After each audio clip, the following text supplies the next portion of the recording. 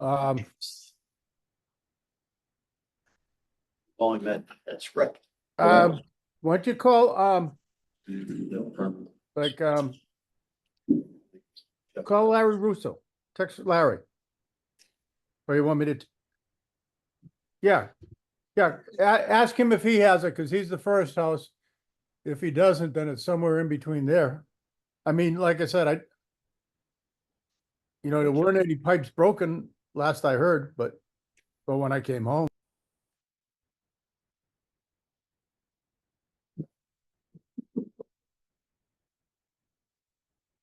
We'll do that.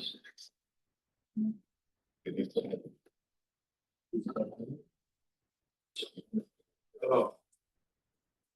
Try him again.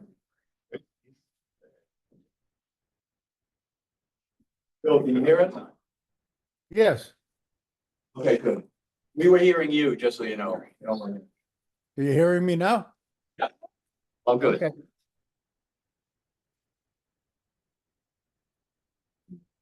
All right, welcome to the Wednesday, June 18th, 2025 meeting of the Gloucester Conservation Commission. The time is just after 5:30. And we'll start with a roll call. Commissioners present. Member Cook. Here. Here. Member Terry. Here. Member Golla. Here. Member Jackson. Here.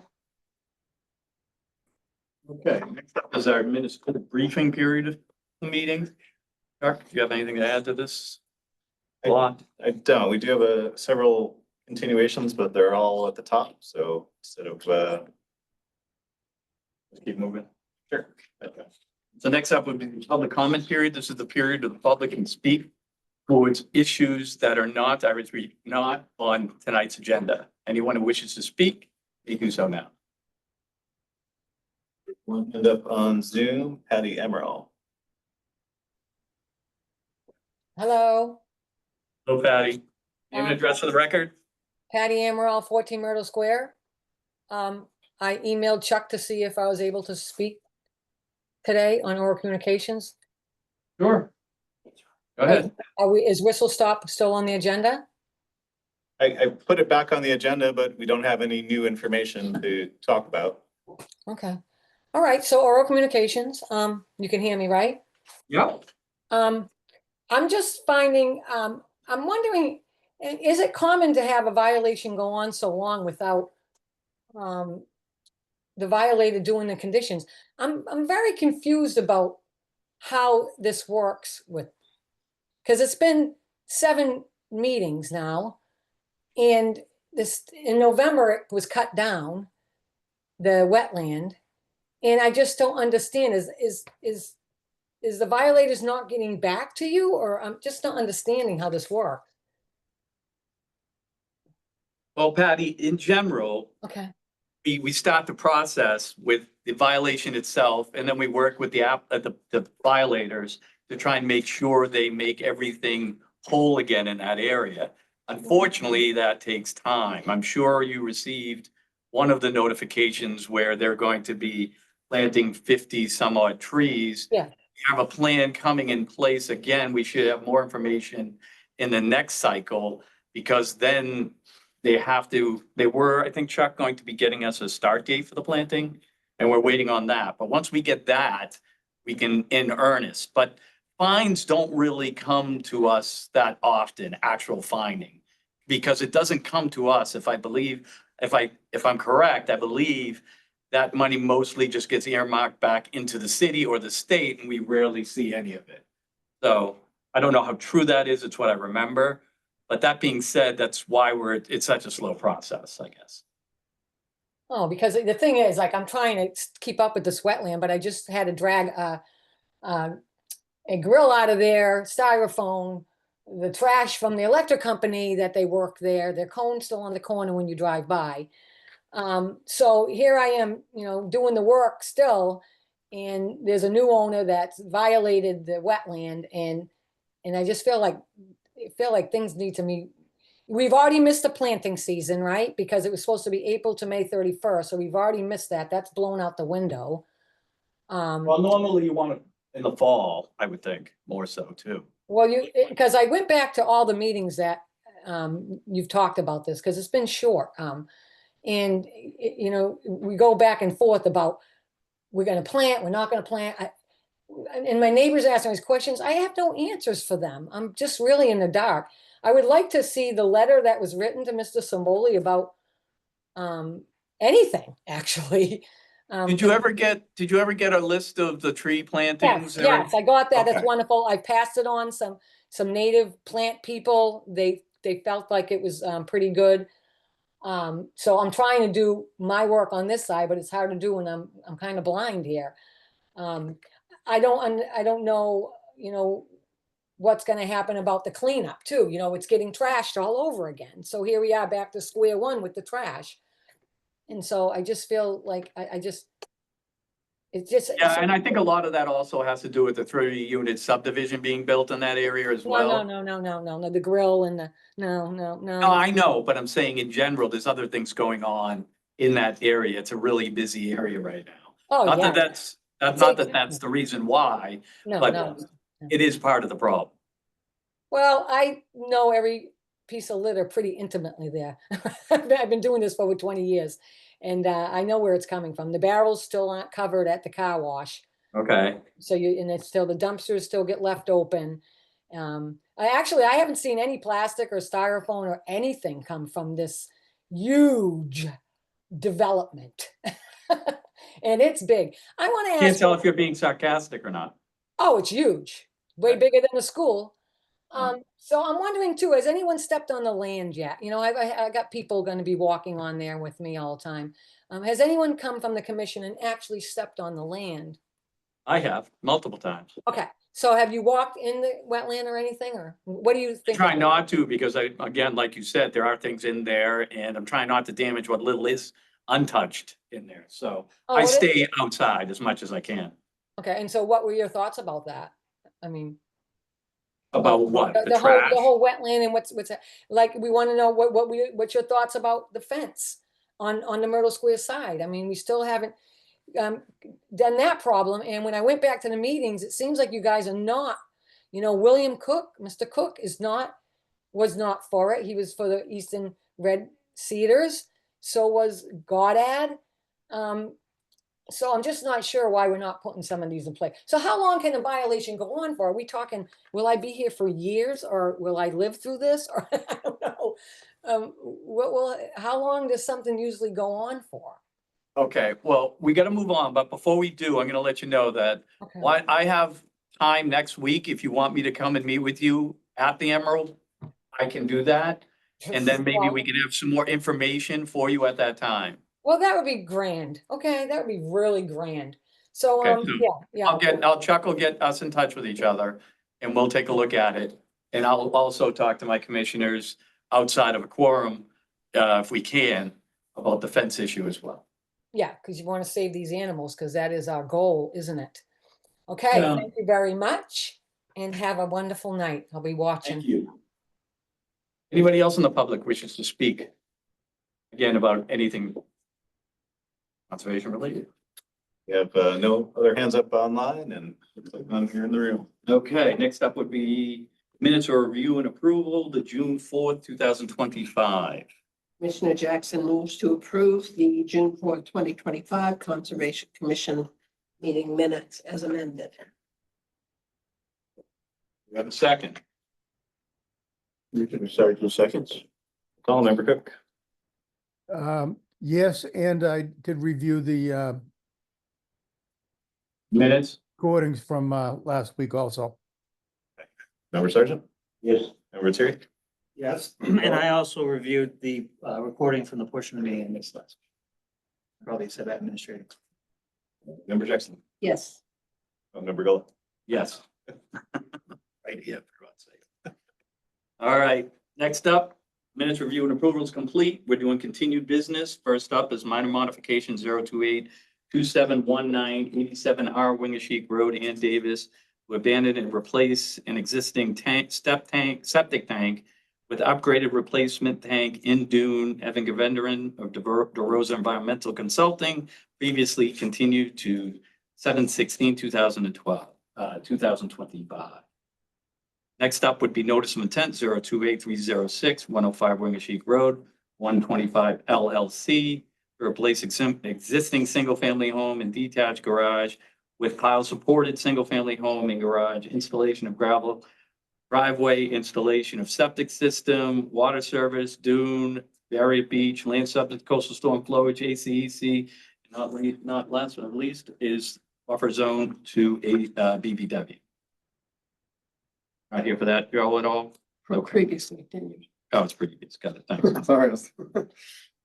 Next up, 107 Winger Chic Road, 125 LLC to replace existing single-family house garage with pile-supported single-family home, garage, home and garage, expansion of gravel driveway, installation of septic with system with water service in dune, in coastal dune, barrier beach, land subject to coastal storm flowage, ACEC buffer zone and ACEC in BVW. That also has been previously continued to 7/16/2025. Next up would be notice of intent 30836-367 Welch Lane and R Woodman Street, RDL Welch Lane LLC for stormwater system construction, utility installation and buffer zone to bordering vegetated wetlands.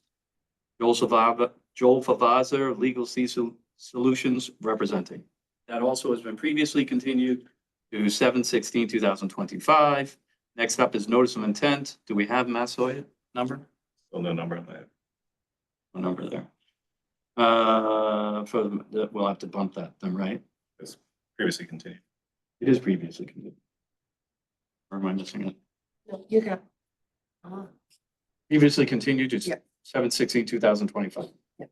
Notice of intent, 306 38 Beach Road, R8R Sherman Road, 140 145 Atlantic Road, James Wood for restoration of unpermitted vegetation removal and construction of driveway, footbridge, pool, other improvements, land subject to coastal storm flowage, buffer zone to BVW and coastal resource areas.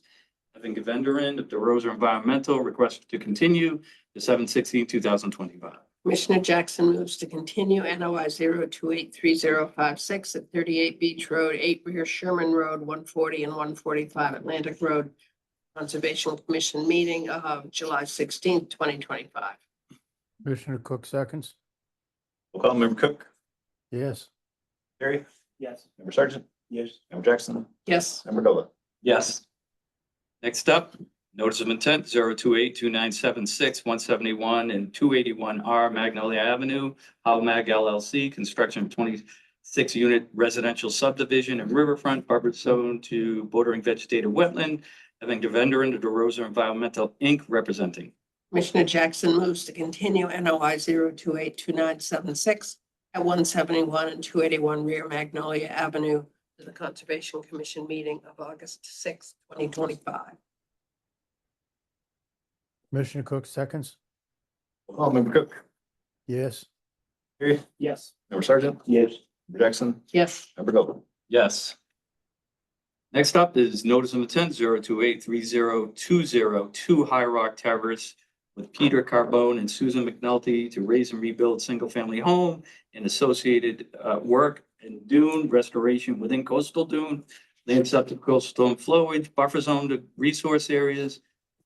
They also are requesting to continue to 7/16/2025. Commissioner Jackson moves to continue NOI 0283020 at 2 High Rock Terrace to the Conservation Commission meeting of July 16th, 2025. Commissioner Cook seconds. Call member Cook, Yes. Terry, Yes. member Sergeant, Yes. member Jackson, Yes. member Dola. Yes. Next up is notice of intent 13 Whipple Woods Road, Anthony Cigalone for duplex garage, deck and. Commissioner Sergeant recuses. The record, Commissioner Sergeant recuses. Next up would be back to Whipple's Wood, Anthony Cigalone duplex garage, deck and well, buffer zone to bordering vegetated wetland. Joel Favazza, Seaside Legal Solutions, Pete representing. Hello, good evening. Just gonna share my screen, and while I do. Okay, read.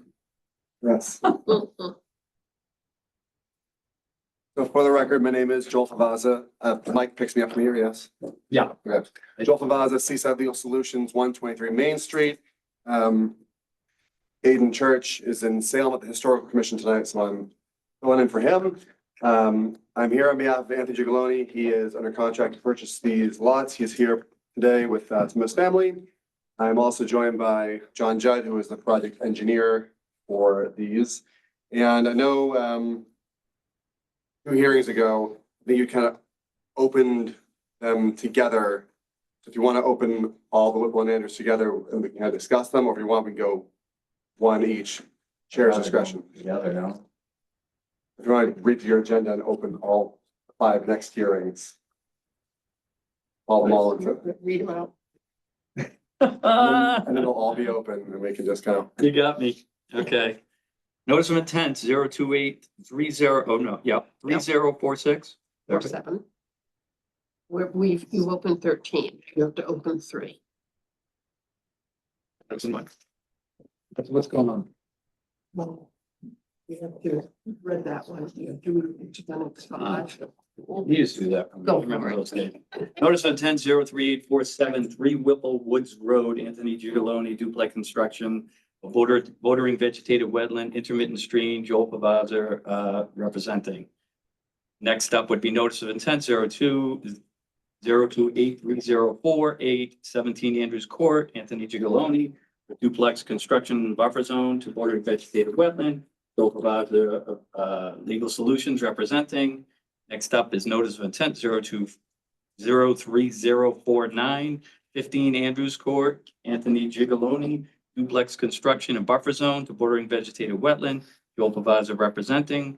Next up is notice of intent, 3050, 13 Andrews Court, Anthony Gigaloni for duplex construction and buffer zone to bordering vegetated wetland, Joel Pavaza representing. Next up is notice of intent, 3051, 11 Andrews Court, Anthony Gigaloni for duplex construction in buffer zone to bordering vegetated wetland, Joel Pavaza representing. Thank God I was on a roll. Thank you, thanks, Chair. So for the record, Joel Favaza, Seaside Legal, 123 Main Street. So just a brief recap. As the chair alluded to, these are 6 adjacent parcels that are looking to have duplex constructions, driveways, and some drainage. And we, in previous meetings, presented the application. Each of the lots shows a 2-to-1 ratio of mitigation plantings for any new impervious surface inside the buffer zones. Each of the site plans shows a clear delineation of work. And each of the plans is demonstrating that we are not actually touching any resource area itself. After the first meeting, there was some feedback from DEP. So normally, when you're doing 6 lots, you expect to come out of a subdivision. And when you do a subdivision, they don't want you to be able to phase and say, oh, I'm going to build 1 or 2 this year and 2 or 3 next year to get away from having to do a comprehensive stormwater or drainage report. And so DEP said, hey, even though these are filed as 6 separate NOIs, we think there should be stormwater, which typically you don't do for a single or a 2 family. The curious part here, obviously, is that because it's not a subdivision and the road's already there, there's no interconnected drainage, right? Every lot, you know, as it was filed and as it will be, every lot will take care of drainage on itself. So we came back, we added some rain gardens to the plans prior to last meeting to show that, you know, stormwater be handled on site. Further request from the commission was to make sure that there's actually a more formal stormwater analysis. And so John Judd's here tonight, can speak to those. We submitted some additional detail about the rain garden calculations. And at this point, again, are just looking for orders of conditions to allow for a single on 13, otherwise duplexes elsewhere, for the construction of these structures in a buffer zone. This is number 13 is the only other weird one. 13 Whipple has the well that kind of cuts in closer. Everything else pretty much stays further away. But I guess I don't want to talk too much and rehash things that have been said at 1 or 2 meetings previous. If you have specific drainage questions that John can answer, I think it probably makes sense to just kind of start there. Otherwise, like I said, the standards here, we've met the 2-to-1 ratio. And that's for all of these. I'm just going through 13, but we can go through the whole slideshow there for all of them. I will apologize. Actually, I'm going to skip through one other follow-up piece of homework we had. I don't think we got to last meeting. Hold on one second, guys. There was one lot. Okay, here we go. 17 Andrews Court. I believe one of the commissioners at the first meeting had asked if it was going to be possible to preserve this buffer zone area further. So we've got the dash line showing the edge of the buffer zone, and we're showing the proposed mitigation, at the very back of the buffer zone toward the wetland edge. And we went out and grabbed some aerial photos. And so this lot is already cut in its turf lawn and garden. So there's not much buffer zone to preserve as far as like natural vegetation goes. Obviously, the duplex we're proposing is located where it's located, and no further structures could be constructed in that lawn area without coming back in front of you. But there's nothing really, to preserve in this area because, as you can see from these two aerial photos, it's already been cut and turned into recreational area itself. So I think that was the only other, besides the drainage, that was the only other piece of homework that you were looking for. And so again, these standards apply to all of them. We're citing things as far away from the wetland resource areas as we can. Typically, the houses are pushed pretty close to where zoning allows you as far as the front yard setback to get away from these wetlands. The plans show erosion controls. The plans show clear defined work limits. We're offering as a condition 2-to-1 mitigation plantings and rain gardens for roof runoff. And so again, I'll turn over to John to go through any drainage questions you have specifically. But again, there's still 6 separate, non-interdependent, non-interconnected, singular duplex homes with their own self-contained on their property stormwater receptors. So typically now we go to roll call, public comment. We want John's third. Well, that's what I'm asking you guys. He's usually he seems to be part of the introductory. Right. presentation. So if you want to give him a presentation or respond to any of that. Whatever the pleasure is of the commission. For the record, John Judd, engineer with Gateway Consultants. As Joel has pointed out, we designed these plans. We made the effort to try to bring everything as close to the roadway as possible with these structures, get them as far away from the resource areas. As far as 13 Whipple Woods, that's the only lot with an on-site disposal system and on-site well. The remaining lots are all proposed to be served by the municipal sewer and municipal water supply. Joel had called me after the last meeting that he attended and indicated that this board wanted to see provisions for rain gardens, which we've done. We did previous soil testing out there, and we found good soils. We did include the soil evaluation report for 13 Whipple Woods. We did do soils on the other side of the wetland as for a sewage disposal system at the time. The new owner subsequently brought in municipal sewer to extend across the frontage of all the lots. So that on-site disposal system, which was approved by the Board of Health, is withdrawn. So once again, the only septic system which has been approved is for 13 Whipple Woods. Again, we've added a pretty substantial rain garden for roof drain runoff. And as he pointed out, Joel pointed out, 2-to-1 mitigation. So we're here to answer any questions that you might have. Okay, before that though, I will now open up for public comment. Anybody wish to speak for or against any of these lots as a whole? You may do so now. Anybody? Oh, your name and address for the record, sir? Roy Gelano, my office is at 160 Sylvan Street in Danvers, Massachusetts. You guys speak up, sir. My name is Roy Gelano. My office is at 160 Sylvan Street in Danvers, Massachusetts. I'm here on behalf of Ronald and Melanie Gelano, who are abutters. I spoke last time. I'm here to speak again. I just want to reiterate what came from the DEP, and I won't read the whole piece into the record again, but I'll say it. Second paragraph from Alicia Galen. I am sure you and the Concom know, but breaking residential subdivisions up into multiple NOIs to stay below the threshold does not exempt the project from complying with the storm water management standards. Additionally, if the applicants thought that these are A&R lots, that makes no difference. Issue one, For the record, you're saying approval not required. correct, yep. So still, the applicant is still taking the position that they don't have to meet those standards, and I think that's incorrect. I also would point out that the submittal that was made late, according to the Concom's own rules, on Monday afternoon, presented, signed by Mr. Judd, a document entitled Roof Runoff and Rain Garden Exfiltration Calculations, which includes at most a 25-year storm event. That is not sufficient.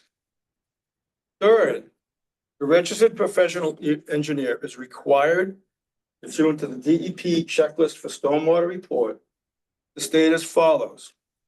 I have reviewed the stormwater report, including the soil evaluation, computations, long-term pollution prevention plan, the construction period erosion and sedimentation control plan, if included, the long-term post-construction operation and maintenance plan, the illicit discharge compliance statement, if included, and the plans showing the stormwater management system, and have determined that they have been prepared in accordance with the requirements of the stormwater management standards as further elaborated by the Massachusetts Stormwater Handbook.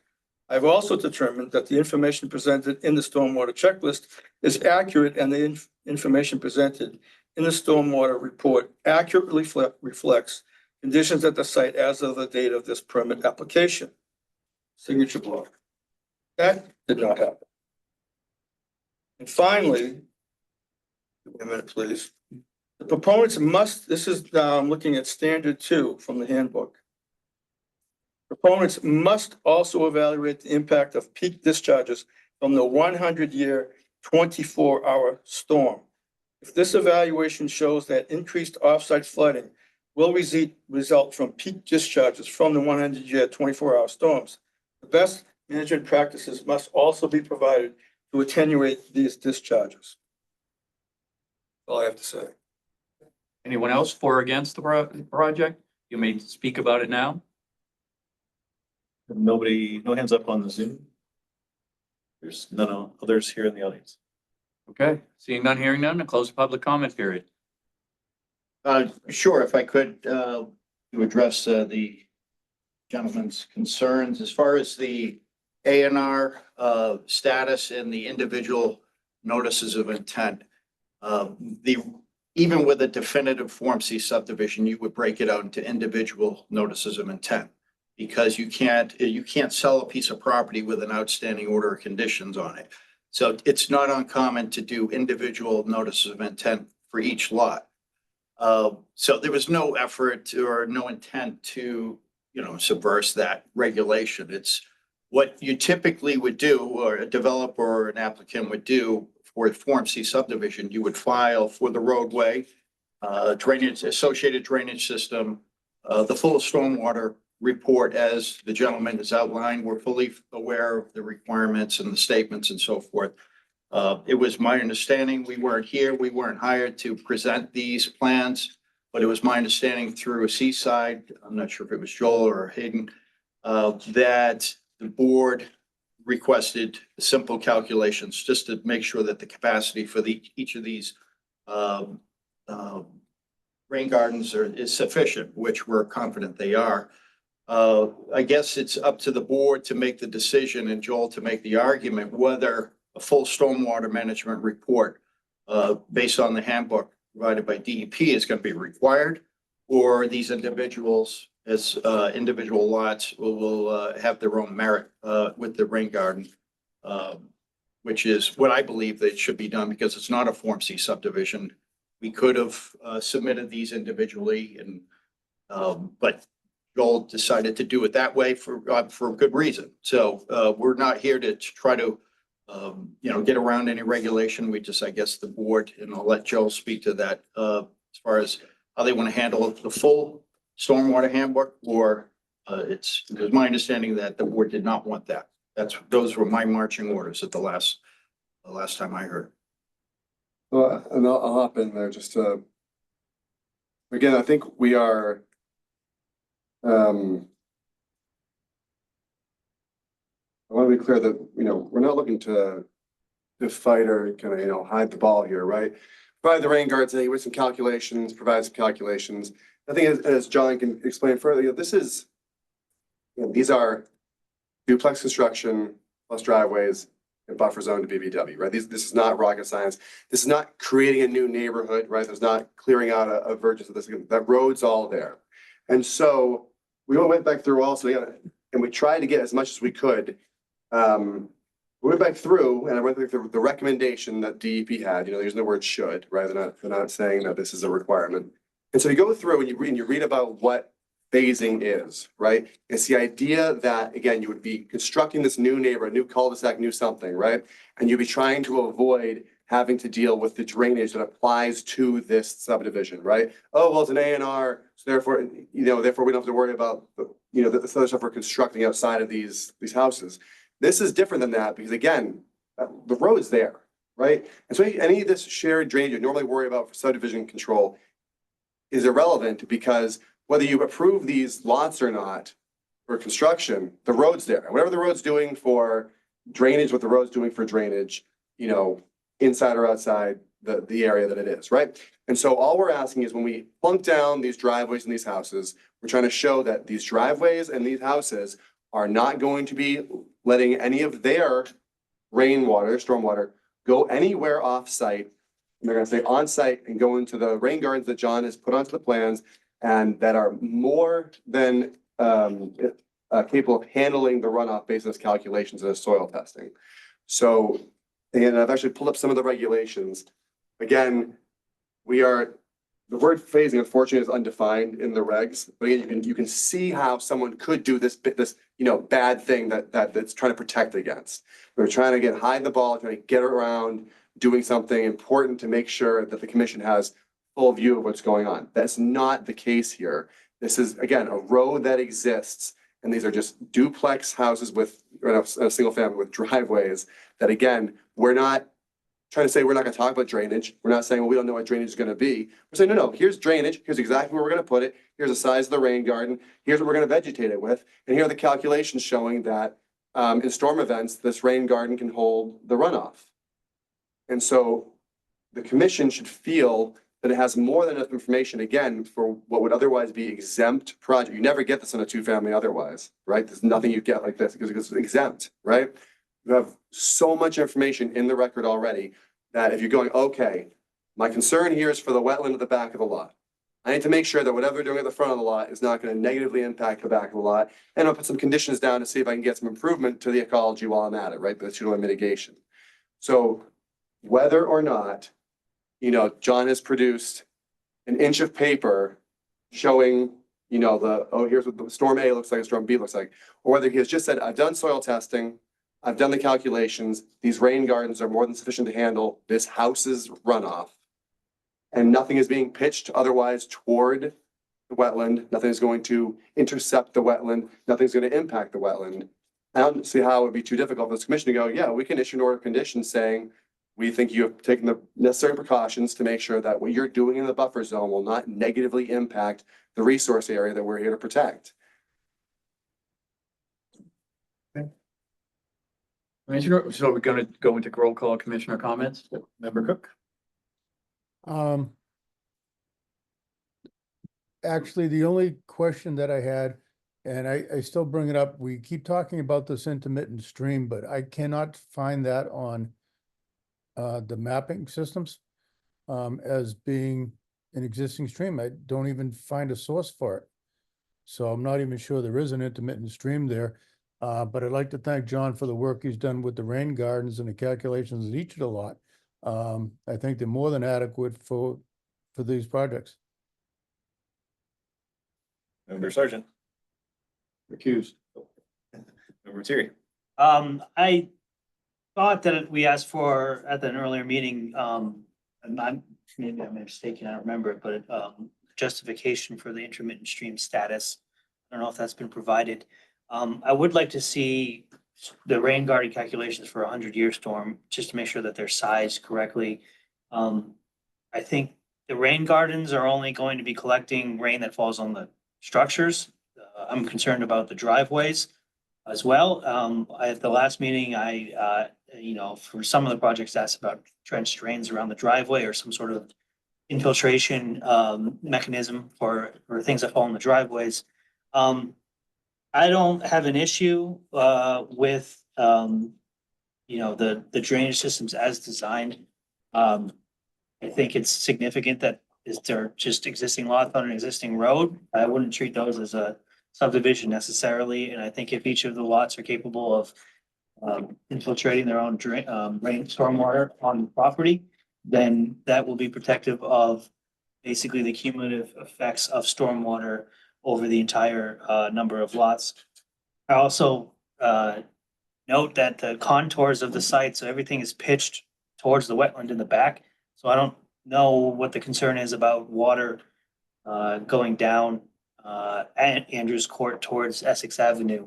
I don't see that really as an issue or anything like that. So if some of those questions can be answered, the rest of it is fine by me. Nothing to add right now. Jackson? Yeah, I'm having a lot of trouble with conflicting information that I'm feeling. It's been stated that you don't feel it's a subdivision, but DEP pretty strongly feels that it is. And in your opening remarks, Mr. Favazza, when this was first introduced, you referred to it as a subdivision. And this, I have to edge this next one. I believe you may or may not have the same soil analysis and rain garden calculations for each. Is it, they were in like 5 of the 6 lots. I'm assuming it was the same? They're all the same size. Okay. Oh, but the lots aren't the same size. All the buildings are the same size and the rain gardens are all Okay, the same size. but the lots aren't the same size, which that varies, the drainage will vary with the size of the lot. You do seem to be missing stormwater components, as you acknowledged, going through every detail of the major ones. And then we come to the fact that you want a separate certificate of compliance for each lot. That seems to me that that would merit a separate stormwater analysis for each lot, one that actually measures the soil analysis on each lot, and measures the rain garden size that is required for each lot, as well as filling in the other alternative, other components of the stormwater analysis. And that's all just to comply with the regulations from what I see. Whether or not I judge what you have done as sufficient is irrelevant. My piece is said. Chuck? The stormwater handbook doesn't specify whether something is considered a subdivision or it just says one of the categories that requires maximum full analysis and that the standards applied to the maximum extent practical is number 4, multifamily housing development and redevelopment projects with 5 to 9 units, including condominiums, cooperatives, apartment buildings, and townhouses, provided there's no storm discharge that may potentially affect a critical area. To me, this qualifies as that. And in fact, there's more than just the lots that we're looking at. This development, including other lots that aren't in Concom jurisdiction. So there's definitely within 5 to 9 lots that are being developed for townhouses. And in my mind, it requires a full comprehensive stormwater analysis. I think some of the elements that are missing are the driveways and some of the other changes in vegetation, because some of those driveways actually pitch towards main road, and that road then pitches down towards the wetlands and where potentially the intermittent stream, or at least the wetlands, are in that area. And you've not provided calculations for things of that nature that aren't being caught by just the rain garden. There's a lot of other elements to stormwater analysis that I think are important. Snow management, pre-development, post-development, peak discharges,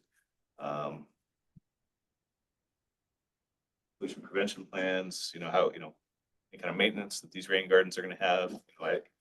You can definitely have individual stormwater treatment on each lot. That's not the issue, but it's, it needs to be a more comprehensive, and I feel full stormwater management analysis and plan. Okay. If I can respond, Mr. Chair. Yeah, okay. So again, and even Mr. Shade mentioned, it's to the greatest extent practical. It's not practical to go say, hey, listen, for 6 separate lots, go do the engineering exercise of doing this full storm. We've gotten you the critical information. We've cited where the infiltration can happen. We've given you the calculation to show the rain gardens can absorb and infiltrate the runoff expected from these structures. To Ms. Jackson's comment, doesn't matter how big or small the lot is. What matters is how big that roof is, because that roof is going to determine, the square footage of the roof is going to determine how much rainwater hits it and needs to run somewhere. So you can size all the rain gardens the same if all the roofs are the same, regardless of how big or how small the site is. But again, going back to this idea, although they are all contiguous properties on a road, at the end of the day, these are each single or duplex, and you never get stormwater reports like this for single duplex. They're specifically exempted because it's prohibitive to expect that level at this stage of engineering be done. And you were able to, at meetings previous to this, and I'm sure there's meetings post this, where someone will come in with a single or a duplex and not give you any stormwater. And that single or duplex could have theoretically the same ability to have rainwater hit the street and the street hit the wetland across the street. But that's all possible in any single or duplex, right? But you never look for a stormwater because they're exempt. We're in a weird situation where, again, I think DEP misunderstands the fact that these roads exist and that we are just, improving these lots that are out there, rather than, again, creating a neighborhood where nothing exists. And so I'd ask you to even if using the greatest and practical standard, you have the critical information that you need. You have way more information than you ever get for a single or a duplex. And again, we are just buffer zone to BVW here, right? Like this isn't, it's not rocket science. I appreciate I'm not an engineer, so I couldn't give you the calcs that they give you, but you know how, Mr. Judd knows how, I'm almost learning how to make sure that you do the right thing out in these situations so that, again, your charge, protecting that wetland in the back of these lots, is fulfilled. And that what's going on in the front of these lots is not going to impact them. And again, you have more data on these singles and duplexes than you ever get for singles or duplexes. And whatever inherent risks come with a single or a duplex exist for all of them. Again, you just have more this time because of DEP's comment, us trying to be cooperative and trying to, the greatest extent practical, give you additional data. So I would, again, with all due respect to the DEP, with respect to Mr. Shade, I appreciate he's just looking to get as much as he can. That's totally understandable. At the end of the day, as commissioners, I think you can look at this and go, okay, do I have any concern that this single family or these duplexes are going to, based on the mitigation in place, the rain garden in place, everything else is on these plans that is provided to you. My concern, they're going to negatively impact these wetlands in a way that only if I have a full stormwater report that I can then digest and feel confident. Again, the calculations are there. It's the Reader's Digest version, maybe. What systems are going to be in place, protections are going to be in place. And if you want to do additional, conditions to add protections, like that's okay. It just seems very onerous at this point to go, no. Treat this like it's a big apartment building. Treat this like it's a brand new road being driven into a virgin forest and get me all these detailed calculations on ×6, right? Thanks. Very briefly, Mr. Chairman, members of the commission, historically, as we know, Gloucester has a drainage ordinance, and what we've historically done for these single family lots, granted not a subdivision, but actually we have done it in subdivisions. The city engineer has to review all projects prior to the issuance of a building permit. So these are no exception. These will all be reviewed by the city engineer. With that said, Peter had some good points. We can certainly provide 100-year calculations, and we can, for each of these rain gardens, we can also provide additional runoff and infiltration river stone shoulders, 3 foot wide, that will infiltrate. And additionally, we can also prepare and submit their soil evaluation reports for the Andrews Court side of the property, which all yield very similar, to favorable soil over there. There is ledge and, but where we're putting these rain gardens is where the soil exists. So it's up to the board. We'll provide you whatever you want, but you heard Mr. Favaz's position, and the homeowners or the applicant is very anxious to get going. So we can do that fairly quickly. If it's a full comprehensive stormwater report, it's going to take some time. I have a Thank you. question. After, the question is about the plan, maybe it's for you, Mr. Giacalone. Assuming all the houses get built, is there going to be some homeowners association or anything that connects all of the houses on these lots? I can speak to that. No, they're gonna be individually owned. One of the duplexes is gonna be owned by my two boys right here. We're getting ready, my younger boys here are getting married. So I've gotta get this duplex going as soon as possible. That was the whole reason for me even getting involved. in Getting this property, to be quite honest with you. For the record, Anthony Giacalone, I'm the builder, building homes. I've been building in Gloucester now going on 49 years, believe it or not. Getting a little old, but we're still here doing it. But with that said, I'm known to do quality. You could go through multiple neighborhoods in Gloucester, buildings that I built, subdivisions that I've done. We always do it the right way. I've never had any violations put on us. We're gonna do quality homes. Keeping in mind, Andrews Court and Whipplewood Road is already existing roads. They're already there. There's houses that are fronted on these properties already. So it's not like I'm coming in and blowing a road in. We're definitely not gonna be putting any runoff going into Andrews Court, that's for sure. And remember, each building permit that I'm gonna apply for, because each house is gonna be a separate building permit, I have to prove that we have the right drainage for the roof runoff. So each house will be treated individually. It's not gonna be considered, it's not gonna be townhouses as far as all one development, No individual. common condo, no HOA. All right, so for each, Get a little out of here. for each duplex, who's gonna be responsible for maintaining the rain garden? First of all, me as the builder that builds the homes has to get it, pull a permit, get it approved by the city. So the conservation obviously will come out, to look at, to give No, me but the I'm talking about 10 years down the line. The owners of the two units. individual owners of each duplex. That can be put in perpetuity as far as the order conditions, or any other, any other condition. Well, I have two. All right. So I have two. You want to talk, sir? You had your hand up for a while. Go ahead briefly. Please. Yes, sir. Ron Gelano, 6.7S. Just three things. Number one, there's no catch basins on Andrews Court, and that's a problem. They redid, brought the utilities up the road, but put no storm drains in. So they added no catch basins. There's no catch basins all along Andrews Road. Number two, I'm just gonna, 11 Andrews Court, if you look at the set of prints,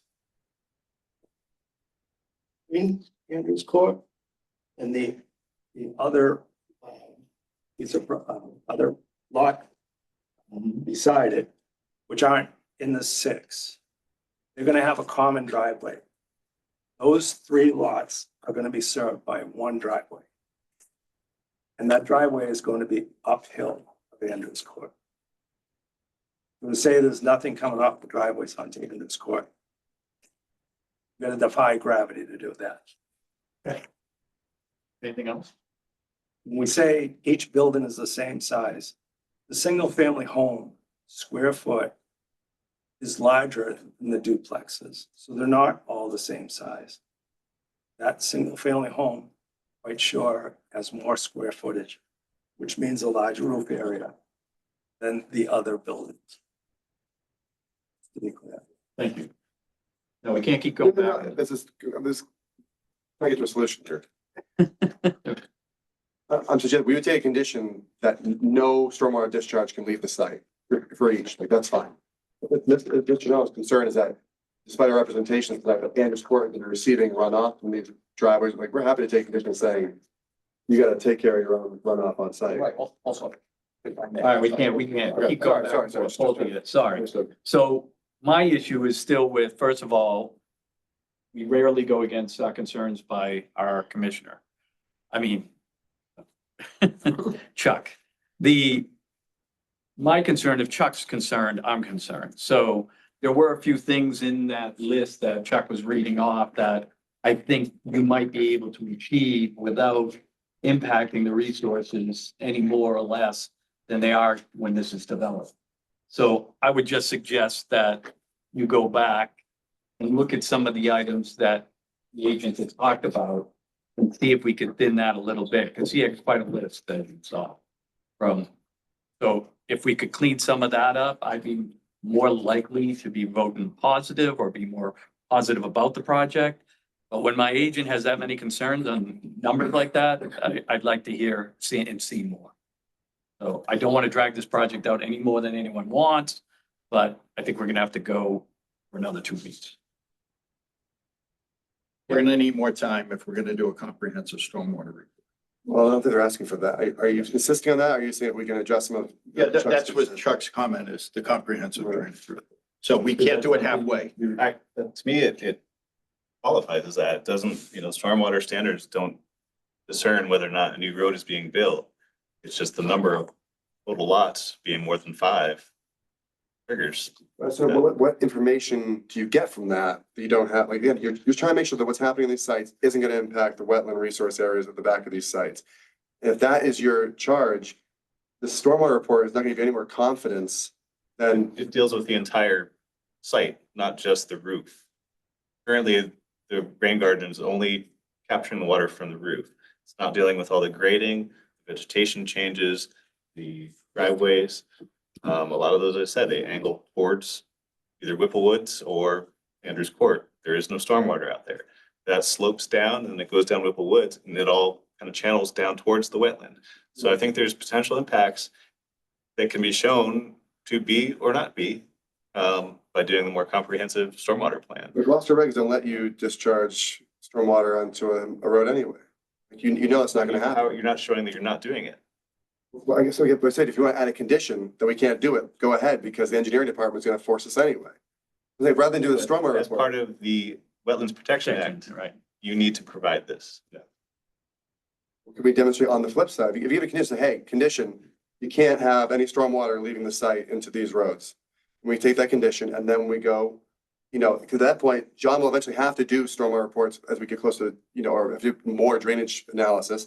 We can then show, say, hey, listen, here's, even though it's even non-jurisdictional, at this point, it'll be beyond the buffer zone. Like, here are the trench drains that are going in, here are the swales that are going in, here's the drainage that's been approved by the city engineer. And in compliance with the condition you put on, none of our stormwater, even the stuff that's not going to the rain garden, none of our stormwater is hitting Whipple or Andrews. Like, do you need a stormwater report for us to promise and be required by law to do that? You can just make us. And if it's physically impossible, shame on us. But that's asking us to write your stormwater management plan. Just to say, hey, you can't go on the street. Just say you can't go on the street. But Joel, I've also provided that we're gonna put in the bottom of every driveway either 10 or 15 feet pervious material. Just for double precaution, nothing is gonna go, I'm not allowed to dump any water on the street, I don't so. remember seeing that in any of the plans. Yes, it- The only driveway that pitches back, as the gentleman pointed out, is the common driveway. That's been vetted, I believe, through the planning board already. But again, not part of that application. Yes. That driveway has provisions for infiltration on the shoulder. That's the only driveway that pitches back. 3 Whipple Woods also, and that does not have anything on sides. 3 Whip. Let me take a look at that one, but we're talking about Andrews Court, the common driveway. Let me take a look at that. Peter, anything you'd like to add to this? If you're gonna do these stormwater plan calculations anyway for the village, just do them now for that and show us so we can improve the plan. You gotta do the work anyway. I'd be more comfortable if we had, rain garden calculations that were sized to each individual house structure that's being built. And there were, some demonstration of, capture of all stormwater on site, including what's hitting the driveways by, infiltration, borders or boundaries or trench drains or whatever, and anything that's caused by grading changes or anything like that. If you can prove to us that you're going to capture all the stormwater on each of the different lots, each lot's gonna capture its own stormwater, it's fine. I would concur. Mr. Chair. Would the commission, the commission entertain continuing 5 of the 6 and looking at 5 Whipplewood Road? I'm sorry, 5 Intersect Whipple. 3. No, it's 5, right? 5 Inter Court, sorry guys, I got my, sorry, what lot number are we on? Lot number 5, Andrews Court. So what's the street address for that one? I'm trying to get to is, we have one that's on Andrews that's pretty controversial. And I would like to say, well, let's just treat that one like a standalone duplex. To get something moving on one of these lots. Mr. Gigliotti doesn't need to start building all 6 all at once. He needs to get something started somewhere. Because if we can grab, again, when we find out which one lot number 5 is, and then we continue the rest, we would take one of these Andrew Court properties and just treat it like a normal duplex and say, okay, we've got rain garden calculations, we've got 2-to-1 mitigation, it's a standalone duplex. We'll give you that one, and these other 5 are coming in together with stormwaters. At that point, you're going to get started on something, the easy one, right? We're not gonna ask for 13 with the well and the septic and all that stuff. Let's ask for, one in the middle. If you entertain that, I can give you the definitive lot that we look for. I mean, just look at that one standalone. Well, before you go down that road, Sure. commissioners, how do you feel about this concept? Well, I mean, I don't think we should break it up. I mean, I don't know if that one's the easy one. I don't know what makes it the easy one. Right. I raised questions last week about additional changes to the plan for private, to deal to driveways. Right. I don't know if the plans show that now, even if this one that you want approved today. So I'd rather just do them all together, keep doing them all together. And I appreciate that, but just, as Mr. Judge said, it's gonna take the amount of time it's gonna take to go through this exercise and get that very, very detailed. So this is 15 Andrews. Pretty simple. Again, we're just right up there in the corner of Andrews Court. Duplex, small driveway in the front, buffer zone in the rear. Doing mitigation, rain garden, condition that no runoff can leave the site. And another condition, no runoff can, head to the wetland untreated. What more do you need for a duplex?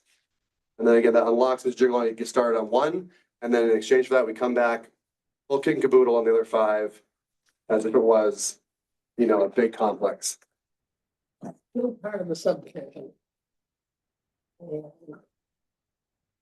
Again, you could have confidence that the wetland at the back of this site is gonna be A-okay if what's on this plan by itself is done. Those conditions that nothing goes to the wetland untreated, nothing leaves the site, period. That wetland is gonna be fine. In fact, you're gonna be better because you have the 2 mitigation around the buffer zone, right? What are your comments on this? You've said your piece. It's up to you guys. I'd say it's all for, if we're treating them all as one subdivision, then they all are on one slate. If we're treating them individually, one by one. It's their choice. Well, with our choice, we go lot by lot. It's not our choice, the problem.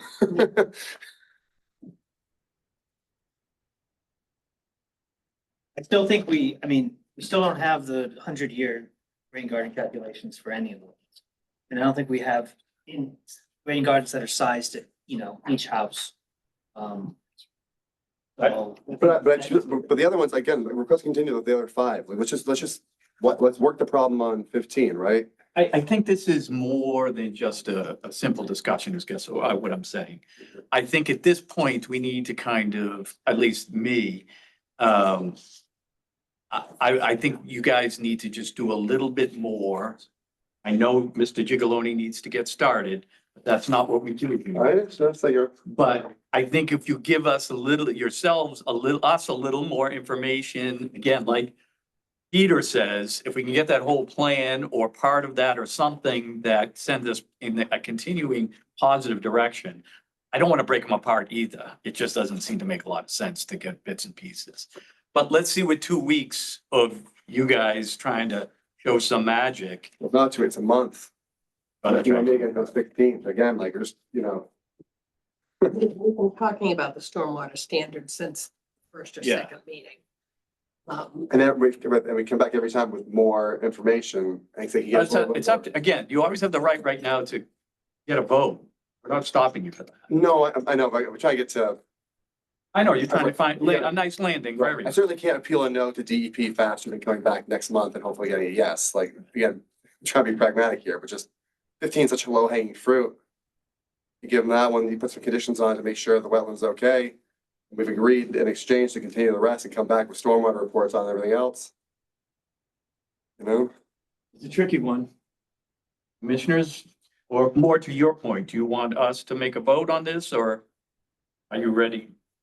Or the next meeting isn't the second anyway, so we have extra couple weeks anyway, so we can, Okay, let us hustle on this all right. to the next meeting. Okay. And which is July. I think we'd rather that. We'd Yeah. rather more. Yeah, information. And I think that's more doable. Okay. 2 weeks is just Fourth of July and you're not having a meeting anyway, so. Right. Okay, there were a couple hands up, though. I just want to get these last few. Anybody else have any more comments? Before we move on? I agree with what's being proposed. I was opposed to breaking this up. That's all I have to Okay. say. Understood. All right, then. Commissioner Jackson moves to continue NOI 0283046 13 Whippleswood Road, Whipplewoods Road. NOI 0283047 3 Whipplewoods Road. NOI 0283048 17 Andrews Court. NOI 0283049 15 Andrews Court. NOI 0283050 13 Andrews Court. And NOI 0283051 11 Andrews Court to the Conservation Commission meeting of July 16th, 2020. Commissioner Cook seconds. We'll call Member Cook, Yes. Member Terry, Yes. Member Bella, Yes, Member Jackson. Yes. Thank you. thank you for your time. Next up. Moving down the list here, we're down to Port Hill Ave, correct? The double. Thank you for the record. Yes. Thank you. Yeah. Okay. Thank you.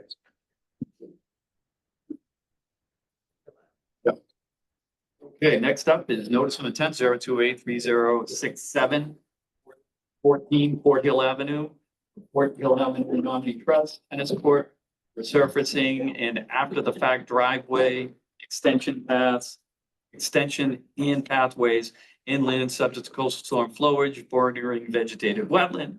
Evan Govendaran from DeRosa Environmental, Inc., representing. Hello, everyone. Mike DeRosa, DeRosa Environmental. I'll share my screen. Since the last meeting, the commission asked us to put a restoration plan together for a 2-to-1 compensation for the work within the 100-foot buffer zone for the unpermitted driveway. We did that and submitted it. This is the plan, figure 2C. I'll zoom in here. We were able to get 3,000 square feet adjacent to the wetland, so it'll act as a dense buffer strip to the wetland.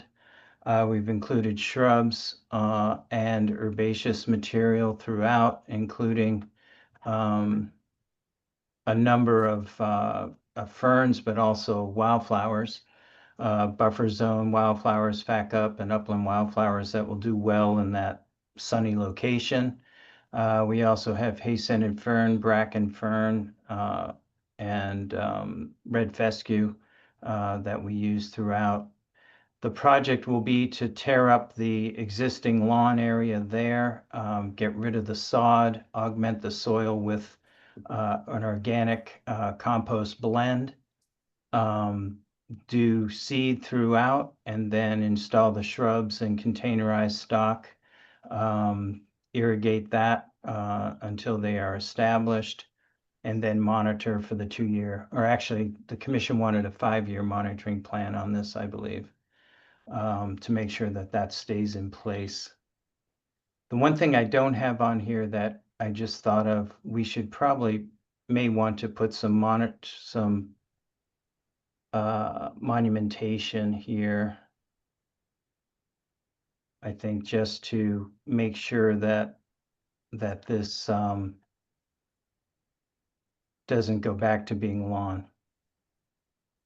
What we're finding is not just at this site, but at other sites is the landscape guys are whenever they see a blade of grass, they feel like they have to cut it. So we're now putting fencing along these areas, temporary fencing until things are established. We're using iron posts and then a 4-foot netted fencing. That disappears, it's black, nobody can see it, and we're putting signs on these posts that say no cutting with a universal signal, universal image. So there's a lawnmower with a circle and a red X through it. So these areas stay protected because we're having a lot of trouble, not just in Gloucester, but in other towns with this issue. And they go in with their weed whackers and then end up girdling the shrubs and we start losing material that we shouldn't lose. So we're going to be including that as part of this project as well.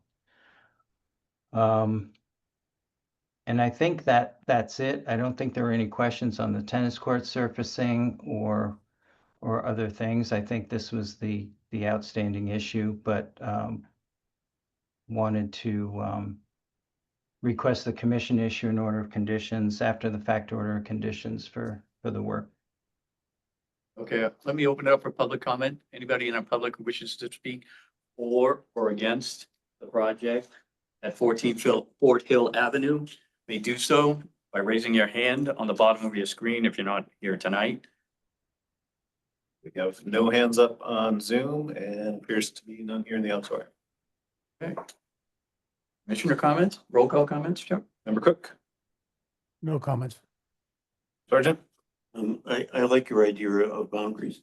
I seem to, because this is definitely a site and the owner needs to know that there are boundaries. Unintended. As I recall, there were trees that were cut down. I didn't see in your presentation where I'm going to add trees. We had initially added 2 cedars and Chairman Gula wanted us to double that. So we have 4 red cedars, eastern red cedars going in right where they were before or close to. I think they were over here. We put them over on this side so they'd be close to the restoration area. Thank you. Member Siri? I also like the idea of the fencing, and I'd ask that be a condition, normalize it, but otherwise looks good. Rebella? Yeah, I'd much rather the fencing over no boulders or large stones ideally. Member Jackson? Yeah. I have nothing to add to the prior comments. Anything else, commissioners? We're looking for a vote, so Okay, Commissioner Jackson moves to close the public hearing for NOI 0282067 at 14 Fort Hill Ave. Commissioner Cook seconds. Member Cook? Yes. Sergeant? Yes. Member Siri? Yes. Rebella? yes. Member Jackson? Yes. Commissioner Jackson moves to approve NOI 0283067 at 14 Fort Hill Avenue with the previously discussed conditions. Commissioner Cook seconds. Member Cook? Yes. Sergeant? Yes. Member Siri? Yes. Rebella? Yes, Member Jackson? Yes. good. You're all set. Thank you, everyone. Appreciate it. Thank you. How's the baby doing?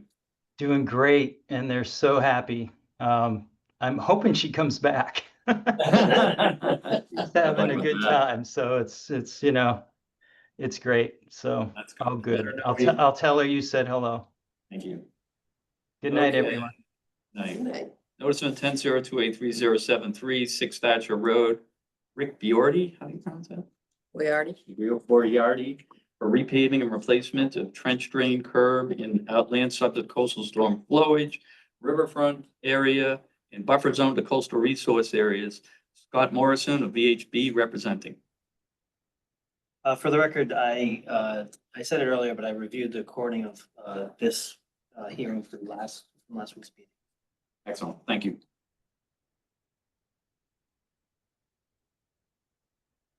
We can't hear you. Unmute. Sorry about that. Good evening, everyone. So we are here tonight. We did thankfully receive our DEP file number. So we do, Sorry, your name and address first, please, sorry. my apologies. My name is Taylor Donovan. I'm a wetland scientist with VHB. Okay, thank you, sorry for that. No, thank you. So we did receive our DEP file number, as I mentioned, and we did provide some additional information to the commission as requested at the last meeting. So we had submitted a photo log of the wetland replication area, as well as a photo log of the outfalls around the site showing existing conditions. And we did provide a response regarding the snow storage on the site as well. So for just the snow storage, we did look at the available areas on site, and the client is willing to commit to not stockpiling any snow in areas where it will not be first treated up gradient of a closed drainage system. For the replication area, it is well vegetated and in relatively good condition. So it looks very similar to the adjacent salt marsh right next to where it was installed. And then, and it's vegetated with cattails, salt hay, marsh elder, and then there is some Phragmites in the area, but certainly not dominant, and it is well vegetated and similar characteristic to the adjacent salt marsh, excuse me. So we're happy to answer any questions the commissioners may have about the notice of intent. Okay, let me open up for public comment first. Anybody in the public who wishes to speak for or against the project at 6 Thatcher Road may do so now by either being in this meeting or raising your hand at the raise your hand button at the bottom of your screen. There's no hands up on the Zoom and none in the auditorium. Seeing none, hearing none, I'll close the public comment period. Next up would be Commissioner roll call comments. Member Cook. No additional comments. Yeah, thank you for the thorough responses. It was helpful. I'd like, the condition of not piling, snow. Thank you. Terry. No comments. Go on. Nothing to add. Member Jackson. No, overall, I really appreciate the work you put into this. I did have a question about the use of herbicides. Are you using the dip method?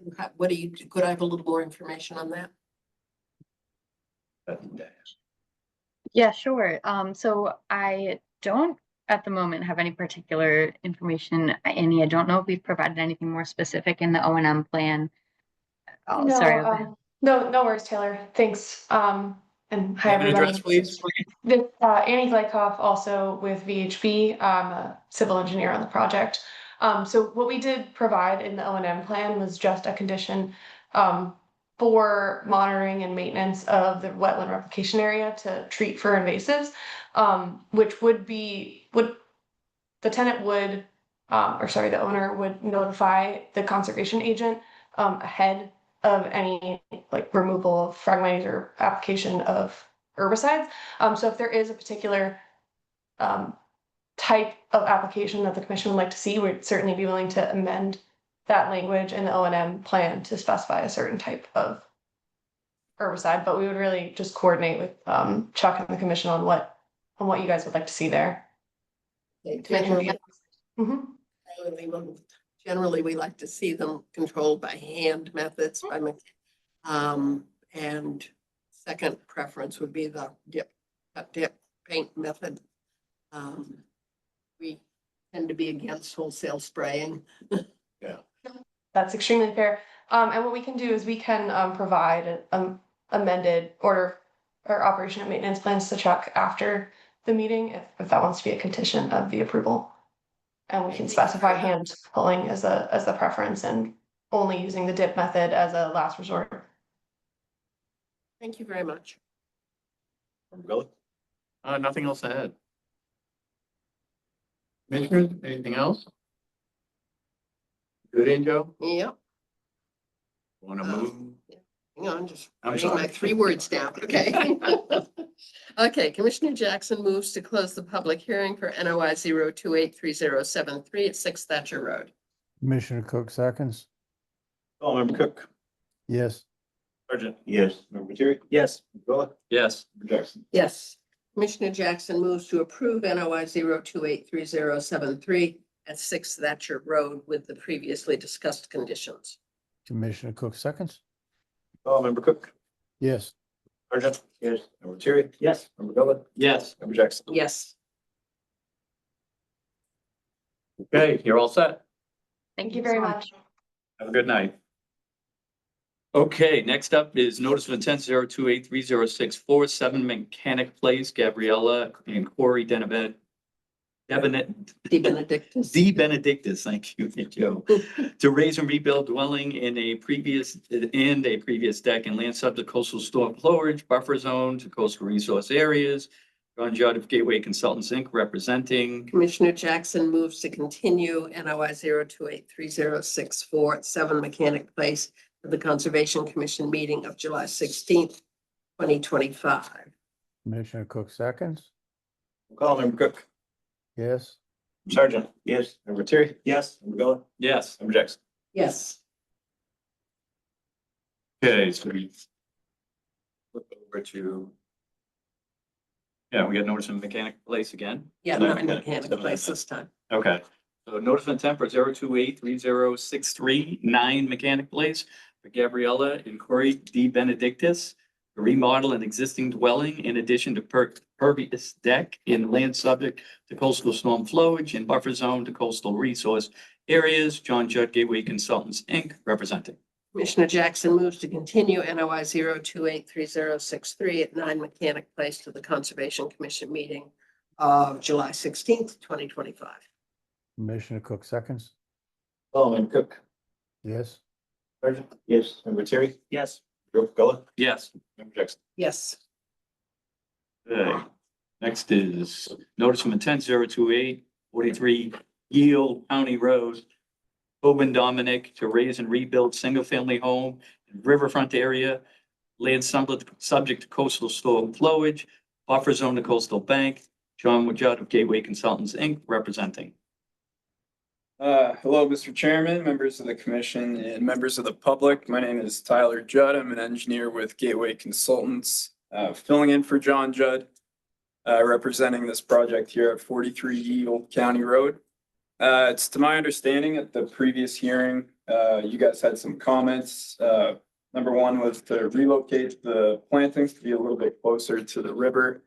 Number two is to label the pervious decks and to revise the calculations to have 2-to-1 mitigation with those pervious decks included, all of which we've added. We've also added the flood zone going through the building.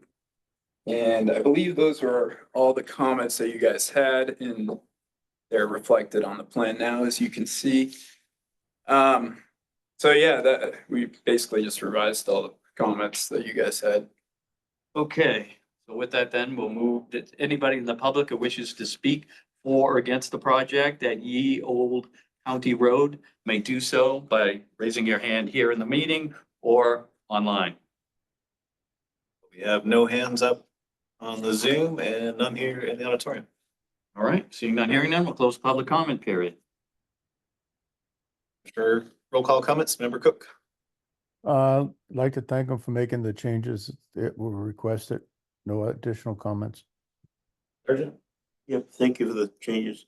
All dewatering must be adequately treated before being discharged. A 2-year monitoring for the mortality mitigation plantings. The health department must provide a written sign off to ensure that increased flow not being added to the existing holding tanks. There should be a continuing condition, the certificate of compliance prohibiting further alteration within the mitigation area, such as may be required to maintain the area in its mitigated condition. Member Terry. And no additional comments. Golub, No additional comments. member Jackson. No comments. Okay. Commissioner Jackson moves to close the public hearing at NOI 0283069, 43 Real County Road. Commissioner Cook seconds. Roll call, member Cook. Yes. Sergeant. Yes. Member Terry. Yes. Member Gullah. Yes. Member Jackson. Yes. Commissioner Jackson moves to approve NOI 0283069 at 43 Ye Old County Road with the aforementioned conditions. Thank you all. Commissioner Cook seconds. Member Cook. Yes. Sergeant. Yes. Member Terry. Yes. Gullah. Yes. Member Jackson. Yes. Now you can take. Thank you. Jump the gun. I do it all night. Okay, moving ahead, we're into new business, RDA 182930 Eastern Point Boulevard, Sunrise Hill LLC to relocate drain pipe and existing catch basin and land subject to coastal storm flowage and buffer zone to coastal resource areas. Paul Clement representing. Oh, there you are. Name and address of the record, sir? Paul Clement. I also live at 30 Eastern Point Road. Okay. Just planning on diverting the pipe that comes down the hill of the driveway, goes under the road down the beach, and just diverting into the existing road storm drain basin that's at the corner of the bottom of the driveway instead of digging up the road and disturbing the beach and tying into that already discharges into the beach. Doc, have you looked into this in the field? Yeah, I went out into site visit there. So I guess the original pipe that crosses the road there has collapsed, right? It's no longer functioning. So the intent is to, tie into an existing stormwater drain and pipe that cross the road there. This is all lawn where that work would happen. Person that's doing the work said that typical trench, dig, lay the pipe, backfill, fall all one day. I'll open up for public comment. Anybody in the public wish to speak for or against the RDA at 30 point, there it is. RDA 182930 Eastern Point Boulevard. And to relocate drain pipe. Does anybody wish to speak for or against? Did I already do that? There we go. Anybody here wish to speak for or against the project at 30 Eastern Point Boulevard? Anyone wish to vote against? We have no hands up on the Zoom and it appears to be none here in the auditorium. Commissioner roll call comments? Cook. No comments. Sergeant. Yes, all the watering must be adequately treated for being discharged. Just one condition to restore the surface conditions after the work is complete. Regula. Nothing new to add. Member Jackson. Nothing new to add. Okay. You're all set. Wait a minute. Oh, No, please. not yet. We're at Eastern Point Boulevard. Okay. Yeah. Don't know why I have. He was so happy. It looked like I had to get. Commissioner Jackson moves to close the public hearing for RDA 1829 at 30 Eastern Point Boulevard. Commissioner Cook seconds. Oh, Mr. Cook, Member Cook. Yes. Sergeant. Yes. Member Terry. Yes. Member Gullah. Yes. Member Jackson. Yes. Commissioner Jackson moves for a negative determination for RDA 1829 at 30 Eastern Point Boulevard with, we have any conditions? With conditions, yes, that's right, with conditions previously mentioned. Peter. Commissioner Cook seconds. Oh, Member Cook. Yes. Sergeant. Yes. Member Terry. Yes. Member Gullah. Yes. Member Jackson. Yes. That's it. Thank you very much. Now I can. Good night. You too. New business. Where are we? RDA no, we're down below that. Which RDA we at? 1830. We're at 530 Washington Street, 1830. Okay, RDA 1830 Washington Street, Susan Brown, deck addition to an existing home or riverfront area. And buffer zone to coastal resource area, and more areas actually. So someone here for that? There we go. Hi, Susan Brown. Name and address of the record.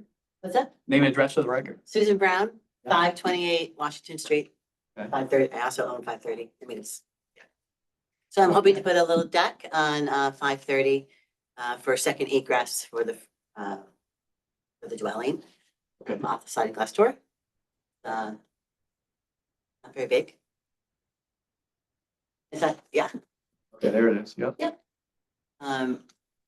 It's actually gonna be a little bit small. It's actually, can I come up here? Is that okay? Come down to that next picture. Wherever that went. This is gonna be a little bit shorter because the grinder pump is here, so it's gonna be like, more like, instead of 12.5 feet, it'll be like 8 feet, something like that. This is grade, that's grade, so just moves that back a little bit, that's all. Okay. Anybody in the public wish to speak for or against the project? 420 Washington Street? 430, 430, 530, sorry. 530. 530, but now I got you saying it. 420 is 530 Washington Street, 531. for or against? We have no hands up on Zoom. It appears to be none here in the auditorium. All righty then. Now, why don't we go to roll call comment, Commissioner comments? Member Cook? I would like to just confirm that the deck is going to be impervious. Pervious.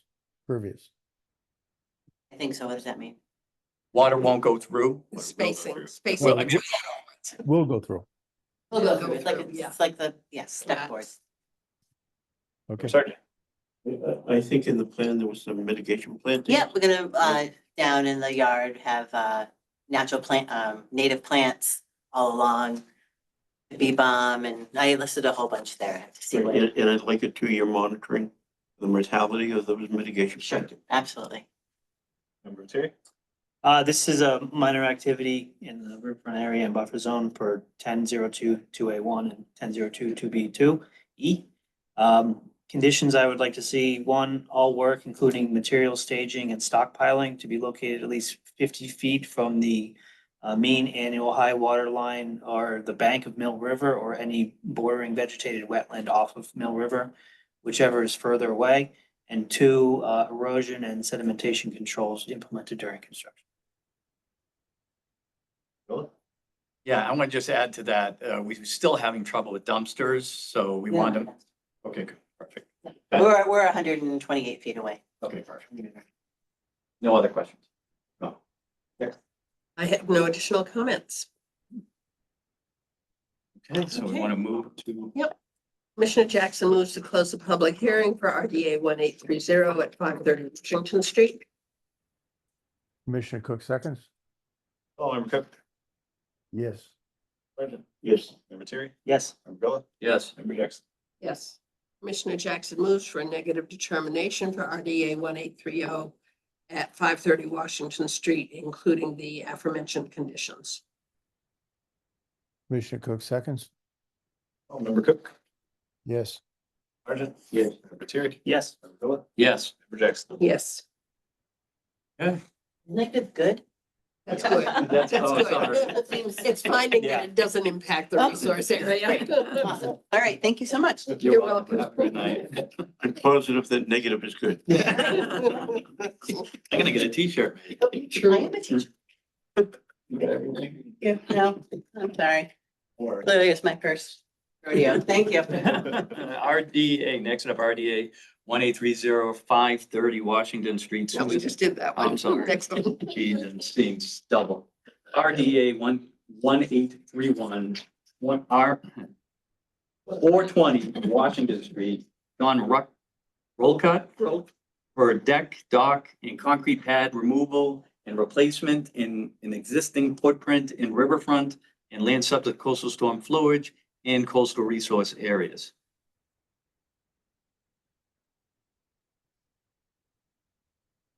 You here for that? If there's anybody on Zoom that's here to represent that, please raise your hand. 420 Washington Street, John Rolcutt. You're out there, let us know.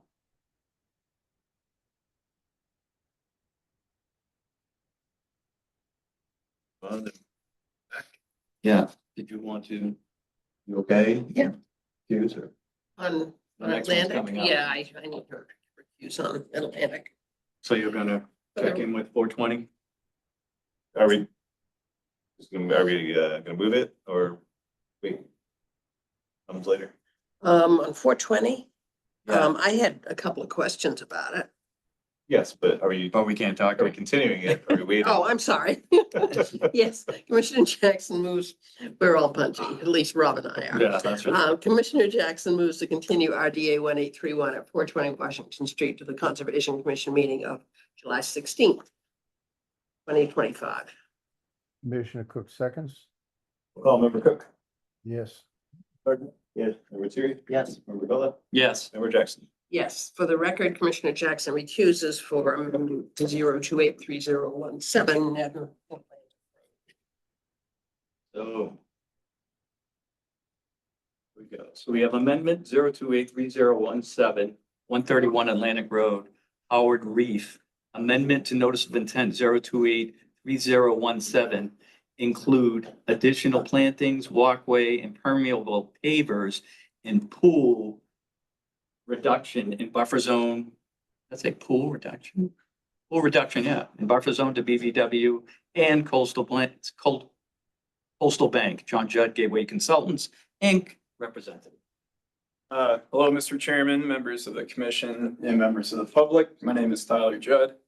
I'm an engineer with Gateway Consultants, filling in for John Judd, representing this project here at 131 Atlantic Road. Couple meetings ago, this project was approved just as you see it right now, for the cabana as well as the in-ground pool. However, the owner would like to add additional landscaping and hardscaping. I don't know if you can open up that hardscaping plan. It would be in the actual notice of intent file.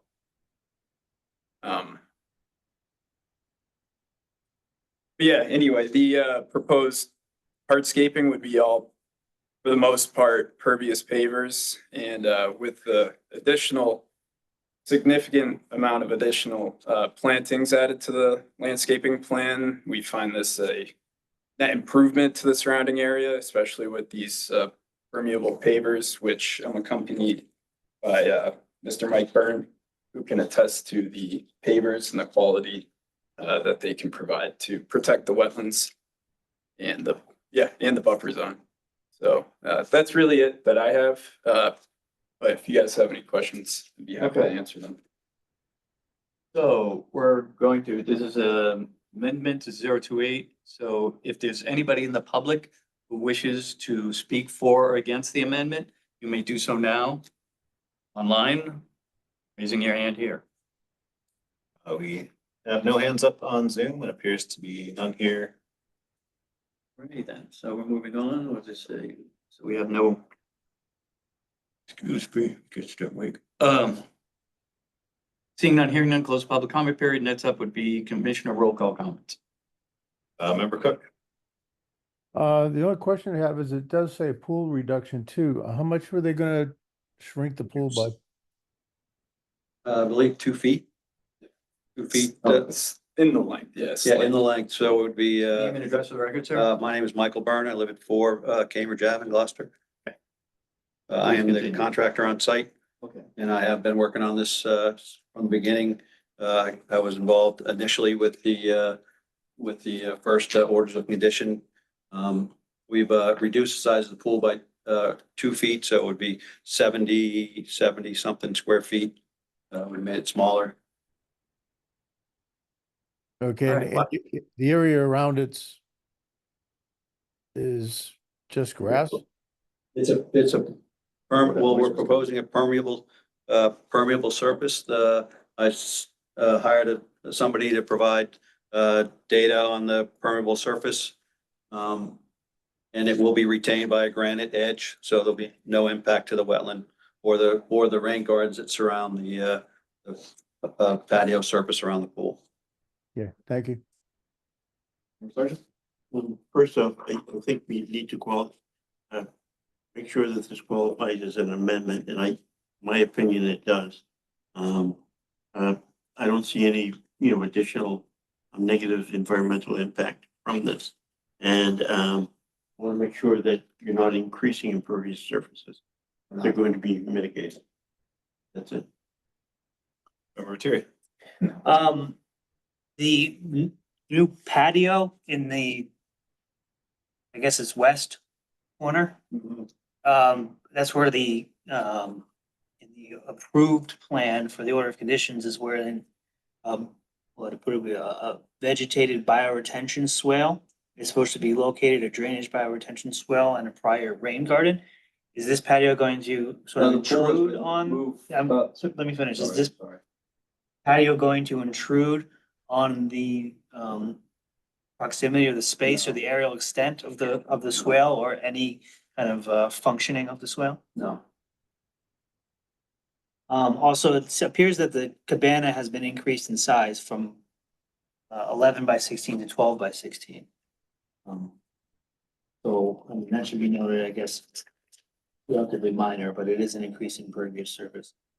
I would like continuing condition that any alteration of the drainage bioretention swale or the plantings in that area be prohibited, except as may be required to maintain the area in its vegetated condition and to maintain its bioretention drainage function, and that this condition be noted on the certificate of compliance.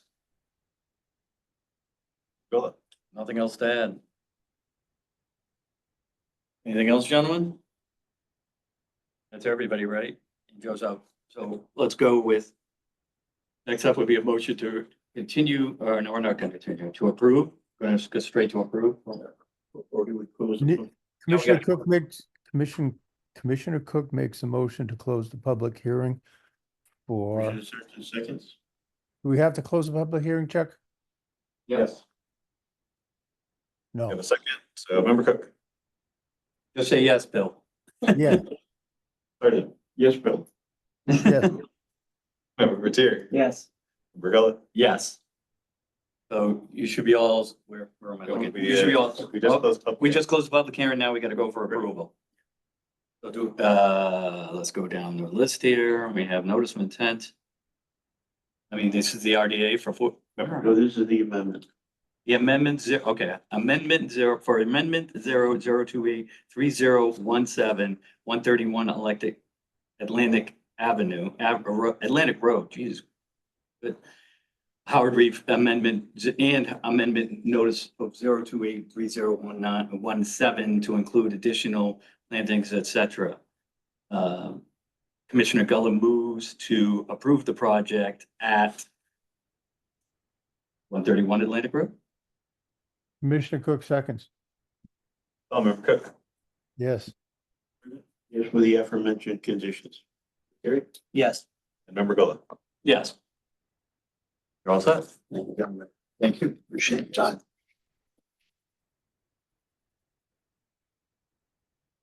Oh, we go still up there for another, the next one too. Next hearing. Yep, gotcha. Okay. Notice of intent, we got a notice of intent 0283070 20 Hart Street, Anthony DeSeo, for a shed and above ground pool and riverfront area, land subject to coastal storm flowage, buffer zone to salt marsh, Anthony DeSeo representing. He's on the Zoom. He is joining us panelist.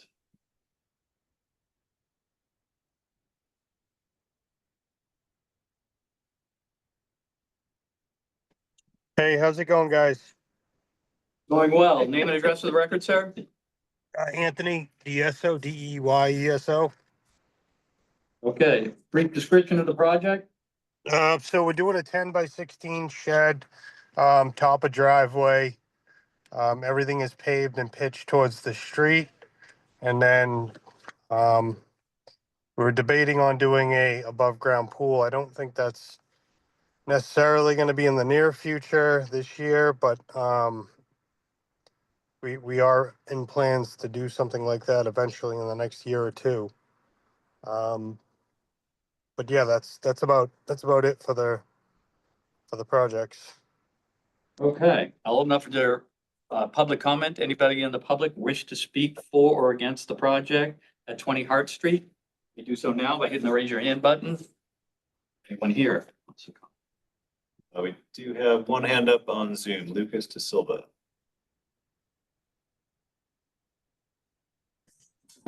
Hi, sorry, it's my son's computer. That's okay. Name and address for the record? My name is Christy De Silver and I am his neighbor at 14 Hart Street. Okay. I'm calling, I wanted to be part of the Zoom meeting because I had a neighbor come over to my house the other day and asked me if I knew about this meeting, and I didn't receive an abutters notice from him. And he did this last year when he put a driveway in also, that driveway that he was just talking about wanting to put that shed on, that was never brought to the conservation board, and I was told that I can't have a driveway. So I actually came to Chuck last year about this situation and asked him, you know, if he had gone through the proper channels like I've had to do for my house. As many of you know me, 14 Hart Street, you guys have had to deal with me a couple times because of Chris McCarthy and my plantings. And I, you know, I have a letter of compliance for my house that I had just built in 2020. But I just find it really weird that I didn't get a letter about this meeting or the one that was on the agenda for February or March, where we share a property line. Okay. So. Husband and I, my husband. This is probably your, Well, the previous, after the fact filing for the driveway was an RDA, so that does not have a butter notification. This one's an NOI, so it does have that butter notification, so Anthony can speak to whether or not the butter notifications went out. But that's something. Yeah, no, we sent out multiple abutters notifications. I have all the certification slips. If she didn't get one, I mean, I have been away, but I can certainly get one to her and. I definitely didn't get one. okay. I did Oh, receive wait, Stop and Shop. maybe we should, okay, why don't we plan to continue this to one more meeting? That makes the most sense, so you can get this lady's, make sure she receives and has an abutter notification, sir? Okay? Okay, yep. Okay. Is that okay, miss? Yes, I appreciate that. My question is where the shed is going, where he already put a retaining wall in his driveway, and I have lots of flooding in my house because I do live by Good Harbor Beach, the creek and the marsh. I was wondering, you know, he raised his driveway, he made his driveway bigger, he paved his driveway. Is that something that, like, I mean, could I just do that and then try to get it approved after I've done it? You know, it's just kind of, my husband and I have been trying to get this figured out since last July when this work started. So I definitely would like somebody to get in touch with me. I've been trying to get in touch with Chuck. And I mean, we didn't even know about this meeting. My neighbor had to tell me about this meeting, and I'm literally his, you know, we share a property line. Okay. All right, so what we're going to do tonight is, we're not gonna approve anything. We're going to continue it to the next meeting. So hopefully by then, you'll have a notice and some more information that you can send to the commission, to the agent, to show us your concerns, or verbally, it doesn't have to be drawings. This way you can communicate with us in more detail at the next meeting. That sound reasonable? Yes, that sounds reasonable. Okay. If anything changes, just let Chuck know, but yeah, Chuck's been busy. We have a lot on our plate, but we will try and clean this up for you as best we can. I appreciate that because I am in a flood zone and the flood water is just getting higher and higher. I just don't want it coming in my house, and he already put a driveway in. So, this is something that's been an ongoing problem between. The driveway's been existing since long before I owned the house. It's higher and it's And bigger. we never changed the grade of the driveway from what it was. I have pictures of the before and The after. driveway has already been approved as an after the fact RDA at a previous meeting. So we currently are discussing the proposal for the shed and the pool. That's what this discussion is about for this project. And we're Yeah, I just think that's really, I'm just feeling really wronged by, the city that wasn't discussed with me and let me know that this was coming to a meeting. I had been asking about this for a long time. And It was noticed in the paper, it was noticed on the agenda, it was noticed on the city's website. So there's all the proper notifications that we do for any RDA, like we do for every other project that's an RDA. Okay, so I guess I'm just asking, like, if I go and put a driveway in my house, you know, is that something that would go after, like an RDA like Anthony did? Yes, you would have to go with for an RDA and then you would have to get it approved or by the commission, reviewed and approved by the commission, the same way this happened. Yeah. And then you can do the same thing. It might get denied for different reasons for a whole bunch of things, but that's the next step you should take. Okay, great. But no, we would not recommend it doing an after the fact RDA. I know, but yeah, but that's what he did, so I was just wondering. Just for the record, I had a paved driveway, Krista, so I didn't mean to alter anything I didn't go up on the grade. I went 2 feet wider than the existing driveway, and that was it. Retaining wall, with the retaining wall, and you have some of your stuff on my property. We've already been discussing this, Anthony. It's just, you know, something that we'll discuss after. Okay. Yeah. You can continue it. That sounds Point of great. order, I think we're talking about continuing the meeting. We're not talking about. That'd be neighborhood. Correct. So we're gonna move to continue. Okay. Thank you, Commissioner. Commissioner All Cook makes a motion to move, Continue. to continue NOI 0283070 20 Hart Street to the meeting of July 16th. Commissioner Sargent seconds. Call Member Cook, Yes. Sergeant, Yes. Member Terry, Yes. Member Geller, Yes. Member Jackson.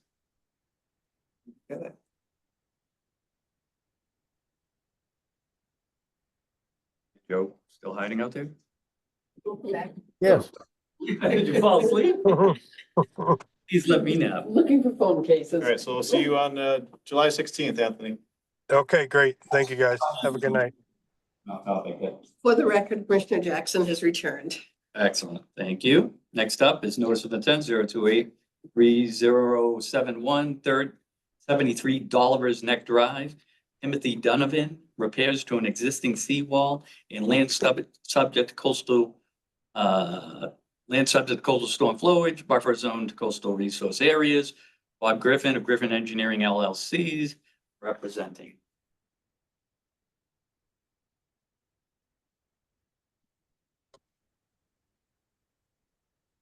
Oh, hello. Name and address of the record, sir? Hi, Bob Griffin of Griffin Engineering, Beverly, Mass. On behalf of Tim and Kate Donovan. I'm going to share my screen if that's okay.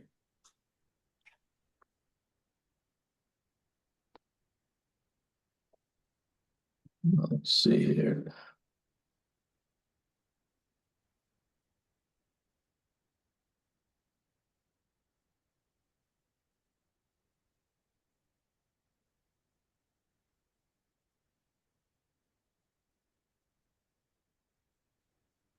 Okay, Mr. and Mrs. Donovan own a house at the end of Dolliver Neck Road. They've purchased the property in about 2023, maybe 2022, 2022 now. It's a little bit of an odd parcel, and as a consequence of that, there's actually 2 applicants on the application. I'll just quickly show it to you. 73 Dolliver Neck is the Donovan residence, and next to it is 75 Dolliver Neck, and there's an adjacent parcel of land that actually goes out into the shoreline in front of the 73 Dolliver Neck property. This Tidewater BH parcel, as you can see here, is owned by their neighbors, Dave and Emily McPherson. So they actually signed the application. As you'll see in a minute, we need to cross over a little bit of the Tidewater BH parcel in order to do the work. The Gloucester Assessor map indicates the building, 73 Dolliver Neck, was built approximately 1943. I think there's some portions of the building that might even be older than that. They've got about 115 feet of shoreline and about 1/3 of an acre of land. So the highlighted in yellow here is the property boundary. This is our surveyed site plan. I'll zoom in a second here, but I just want you can see we've got a mean high water line that comes up, goes along a concrete retaining wall here, goes along about 20 or 30 feet of masonry seawall right here. And the property line comes back. Obviously, the mean high water deviates a little bit from the concrete wall and the masonry wall in this area here. 75 is over here. And you can see most of the width of the parcel is taken up with the Donovan residence. There is enough room on the side here for person, a human being to get down to the shoreline here and on this side as well. So we've got a rocky intertidal shore here. We've got a V zone elevation 25 that goes through the building. The first floor is actually around elevation 13. So the 100-year flood elevation is 12 feet above the first floor elevation here. There's an A zone behind it, and here's the red line is the 100-foot buffer zone here. So we have a coastal beach and coastal bank in the vicinity. We have a coastal engineering structure, namely the concrete wall and the masonry wall here. And there's also land containing shellfish out here too. Here's a couple of pictures. So on the left, you can see the Donovan residence and this large deck. Looks like a perfect place for a swimming pool, doesn't it? And then there's a picture from the shoreline. You can see the wall has deteriorated, and I'll get a close up in a minute, but that's why we're here. We want to repair that wall. And in fact, there used to be a swimming pool underneath that deck. So here's the abandoned swimming pool. You can see the wood framing of the deck above it, and you can see some deterioration of the wall here as well. Well, I've got a train coming. I'm just going to mute myself for one quick second. Maybe we'll get back on track. Sorry about that. And there's going to be one more train in a minute, I think. But anyways, I think we get the gist. All right, so there's the wall. So we've got 80 feet approximately of seawall to repair here along the outside of the pool here. Here's the 25 feet of masonry, stone masonry wall to be repaired. And the basic game plan is to apply some mortar repairs, some skim coat repairs to the outside of the wall, do some repointing to the masonry, stone masonry seawall, fill in the pool with lean concrete, and add 3 sort of drains through the concrete seawall to allow water that accumulates over the lean concrete to drain out. If we look at a cross section, here's the deck, here's the pool below the deck, filling it in with about 4 feet of concrete. And the reason we're doing this is when we look at the record plans, it looks like this whole pool structure has moved over time. And it's possible that in a large storm, it has. And so we don't really want to lose the pool or the wall. We want it to hang together for a long time and protect the Donovan's residents. And we feel it's necessary to anchor it a little bit more firmly, and we think this will do it. We got a couple little details on the plan. Here's a description of the materials that will be used in those skim coating repairs on the outside of the wall. And there's some interior rebar repairs at one large crack. But I think that pretty well sums up our project, and I'd be happy to address any questions. Okay, I'll open up for public comment. Anybody in the public who wishes to speak for or against the project that is a Oliver's Neck? Yeah, 73. Yeah, 73 Darberly's Neck, notice of intent 0283071, 73 Darberly's Neck. We have no hands up in the Zoom call and none here in the auditorium. Seeing none, hearing none, let's close the public comment period. Next up. Commissioner roll call comment. Cook. Just like to confirm, all the exterior work on the wall is going to be done by hand?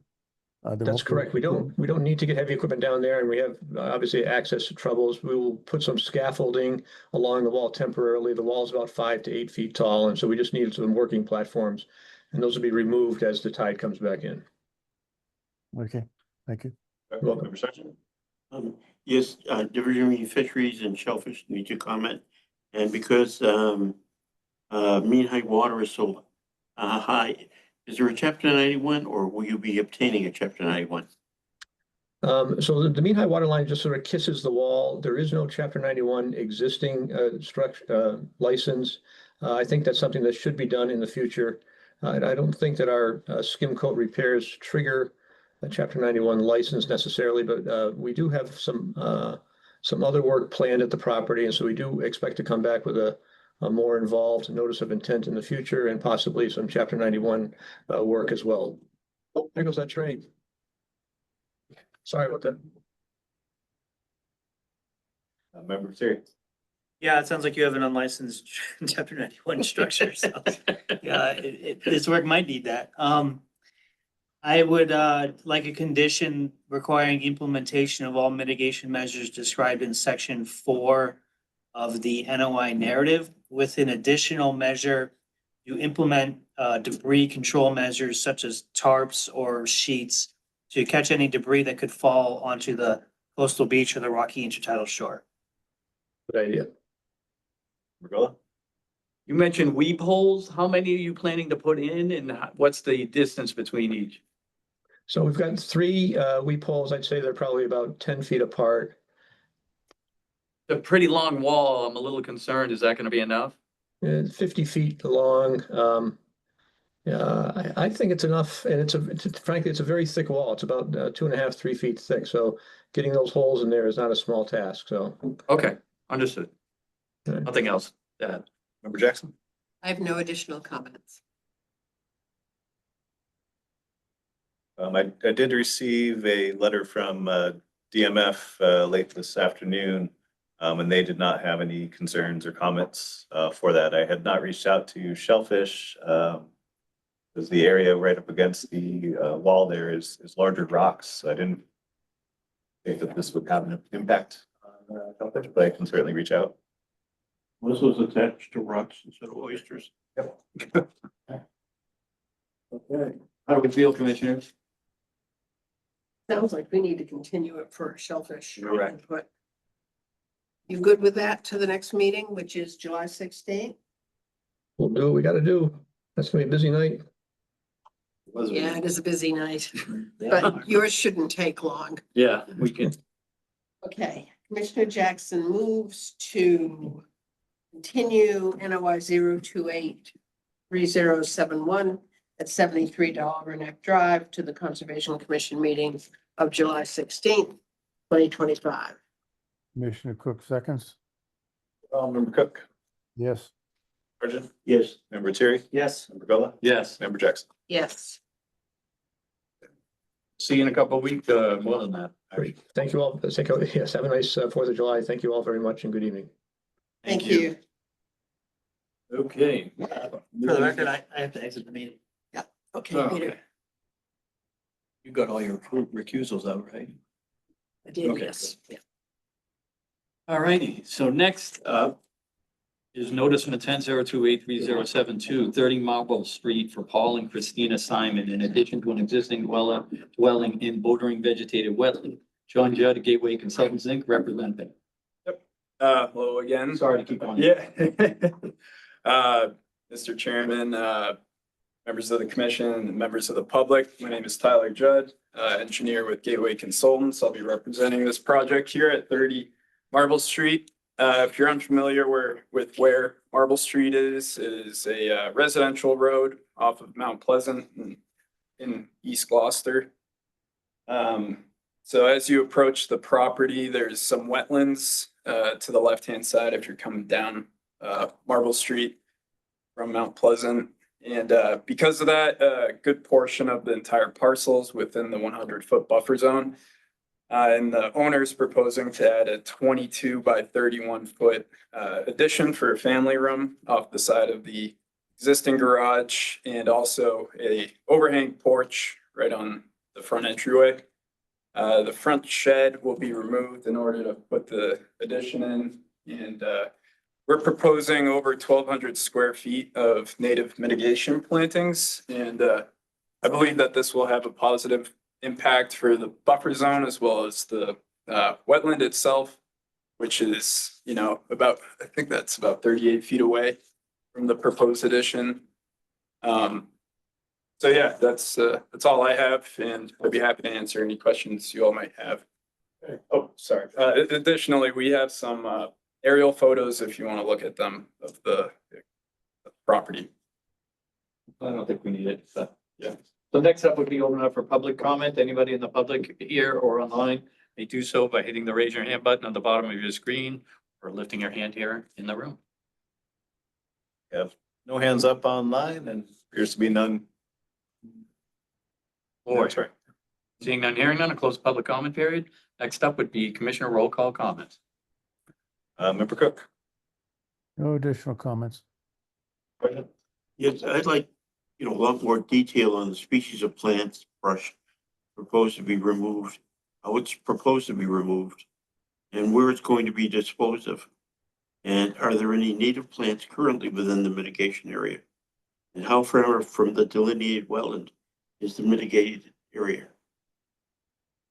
Want to make sure you don't put heavy equipment into the wetland. Yes, sir. Member Bella. Anything else to add? Member Jackson. No, I have nothing else to add. Oh, Peter left. I'm like waiting for Peter to come. Okay, then, so shall we open it up? We all good with it? We want to move it, continue it? I think we have to continue now. Yeah, I think so. You don't have that detail on. Yeah, it. we need, We don't have the exact species, but you know, it's the typical ones you'll find around the North Shore, Gloucester, buckthorn, bittersweet, those kinds, and then they'll be replaced with the ones that we have on the plan right now, along with, milkweed, stuff like that. Will they be removed? How would they be removed? Yeah, I'll have to look into that. Okay, so July 16th? Unless you wanted to make it a condition. But I don't have a problem doing that, honestly. well, why don't we? Still works. Raise a condition. I would like to get all of that detail. Okay. I really would. Okay. All right. So we will continue. All right, Commissioner Jackson moves to continue NOI 0283072 at 30 Marble Street to the Conservation Commission meeting on July 16th. Commissioner Cook seconds. Member Cook. Yes. Sergeant. Yes. Member Terry. Member Did Bella. it, yeah. Yes. And Member Jackson. Yeah, yes. Okay, we'll see you in a bit. all right, thank you all very much. Thank you, John. Thank you. Next up, we're going into certificates of compliance. RCOC 0282979 Seven Cove Way. What's that looking like? That one was a replacement of a septic system. Everything will be very stable and all the vegetation seemed to be well established. Yep. Okay. Commissioners, any comments with this? Concerns? No. We want to, also, can we move this group up here who told us about 127? Yes, 127. Let's see, if you look at that NOI number, 028,272, we are now 3,000. Oh, no, 2,800 Thank you. NOIs beyond that. So it's quite an old project. It was difficult finding a lot of older plans, and I was told everybody that worked on the project is now dead. Geez, that's harsh, but accurate, I guess. But Katie did a site visit out there and everything looked to be consistent with what was in the plan that we had in our file. And they did submit a as-built plan today. And so that one looked good as well. Along with the certification from the engineers.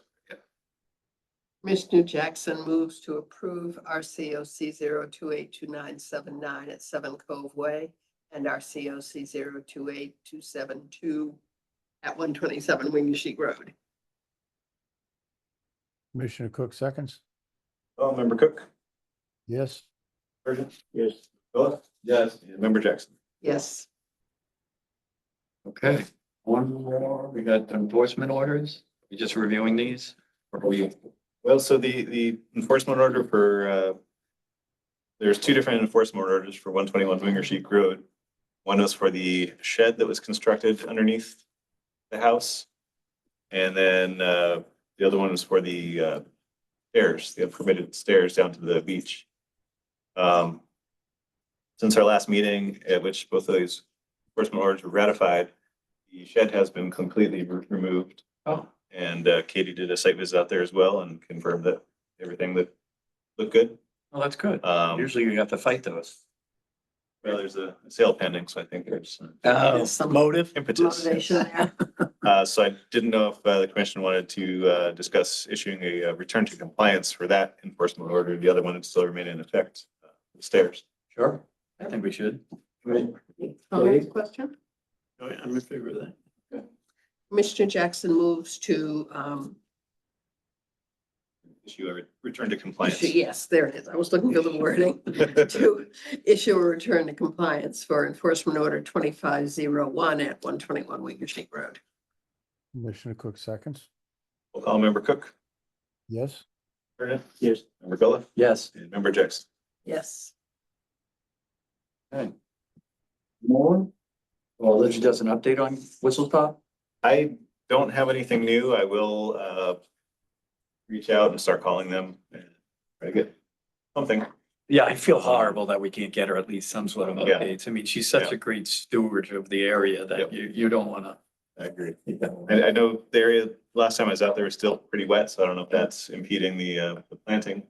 There's still standing water in quite a few of those areas, so. Can you do me a favor? And because I do want to, I wouldn't mind walking it with her. If you Sure. want to let her know, if she wants to email me for a date and time, I'd be Okay. happy to go talk to her. Okay. That might help assuage her a bit Yep. because she is carrying a load. Yeah, it would also be nice if we could get a date to have the fence put along the whistle stop part. Leads Yeah. down to the end of, Main Street. The car wash? Okay, that should be. Okay, great, thanks. Bill, towards the car wash? Is that what you're talking? Yeah, on the car wash side, if we can at least get the chain link fence installed all along that side. Yeah, And they then had I they had think that'll indicated be- that, That'll be a big help. And they had then, indicated a couple weeks ago that they're intending to start that soon. So I'm surprised that it hasn't started yet. So I We'll add Curious that to to- our list. Yeah. Okay. Yeah, we'll look at that, Bill. Thank you. okay, that's where a lot of the trash comes from. So. I'm sorry, are you here? I'm just here educating myself. Really? You haven't run out the door yet? Really? Quick, shut the doors. We got a live one. You have two It's open like- spaces. It's like a little. There is short space course. on the commission. Oh, we'd love to have somebody interested in it to Oh, apply. yeah. I think though we do have a bit of an ebb here. We hit a lot in the last 2 weeks, three meetings. We covered a lot. Not usually. This So crazy, many. right? Or these big projects. It'd be bad. We smarten up though. We do a lot of, we outsource a lot of it to other companies to oversee what we do. So we don't have to do as much hand holding. Because some of these projects are enormous and it's just impossible for 5 of us to. Yeah. All right, so we move to adjourn? So moved. Second, Second. we're all asleep. Member Cook, yes. member Sergeant, Yes, member Villa, Yes. and member Jackson. Yes. All right. I was tempted to say no. Yeah, like, oh, yeah, that was sad. We That lost was the commissioner, he sad, passed away.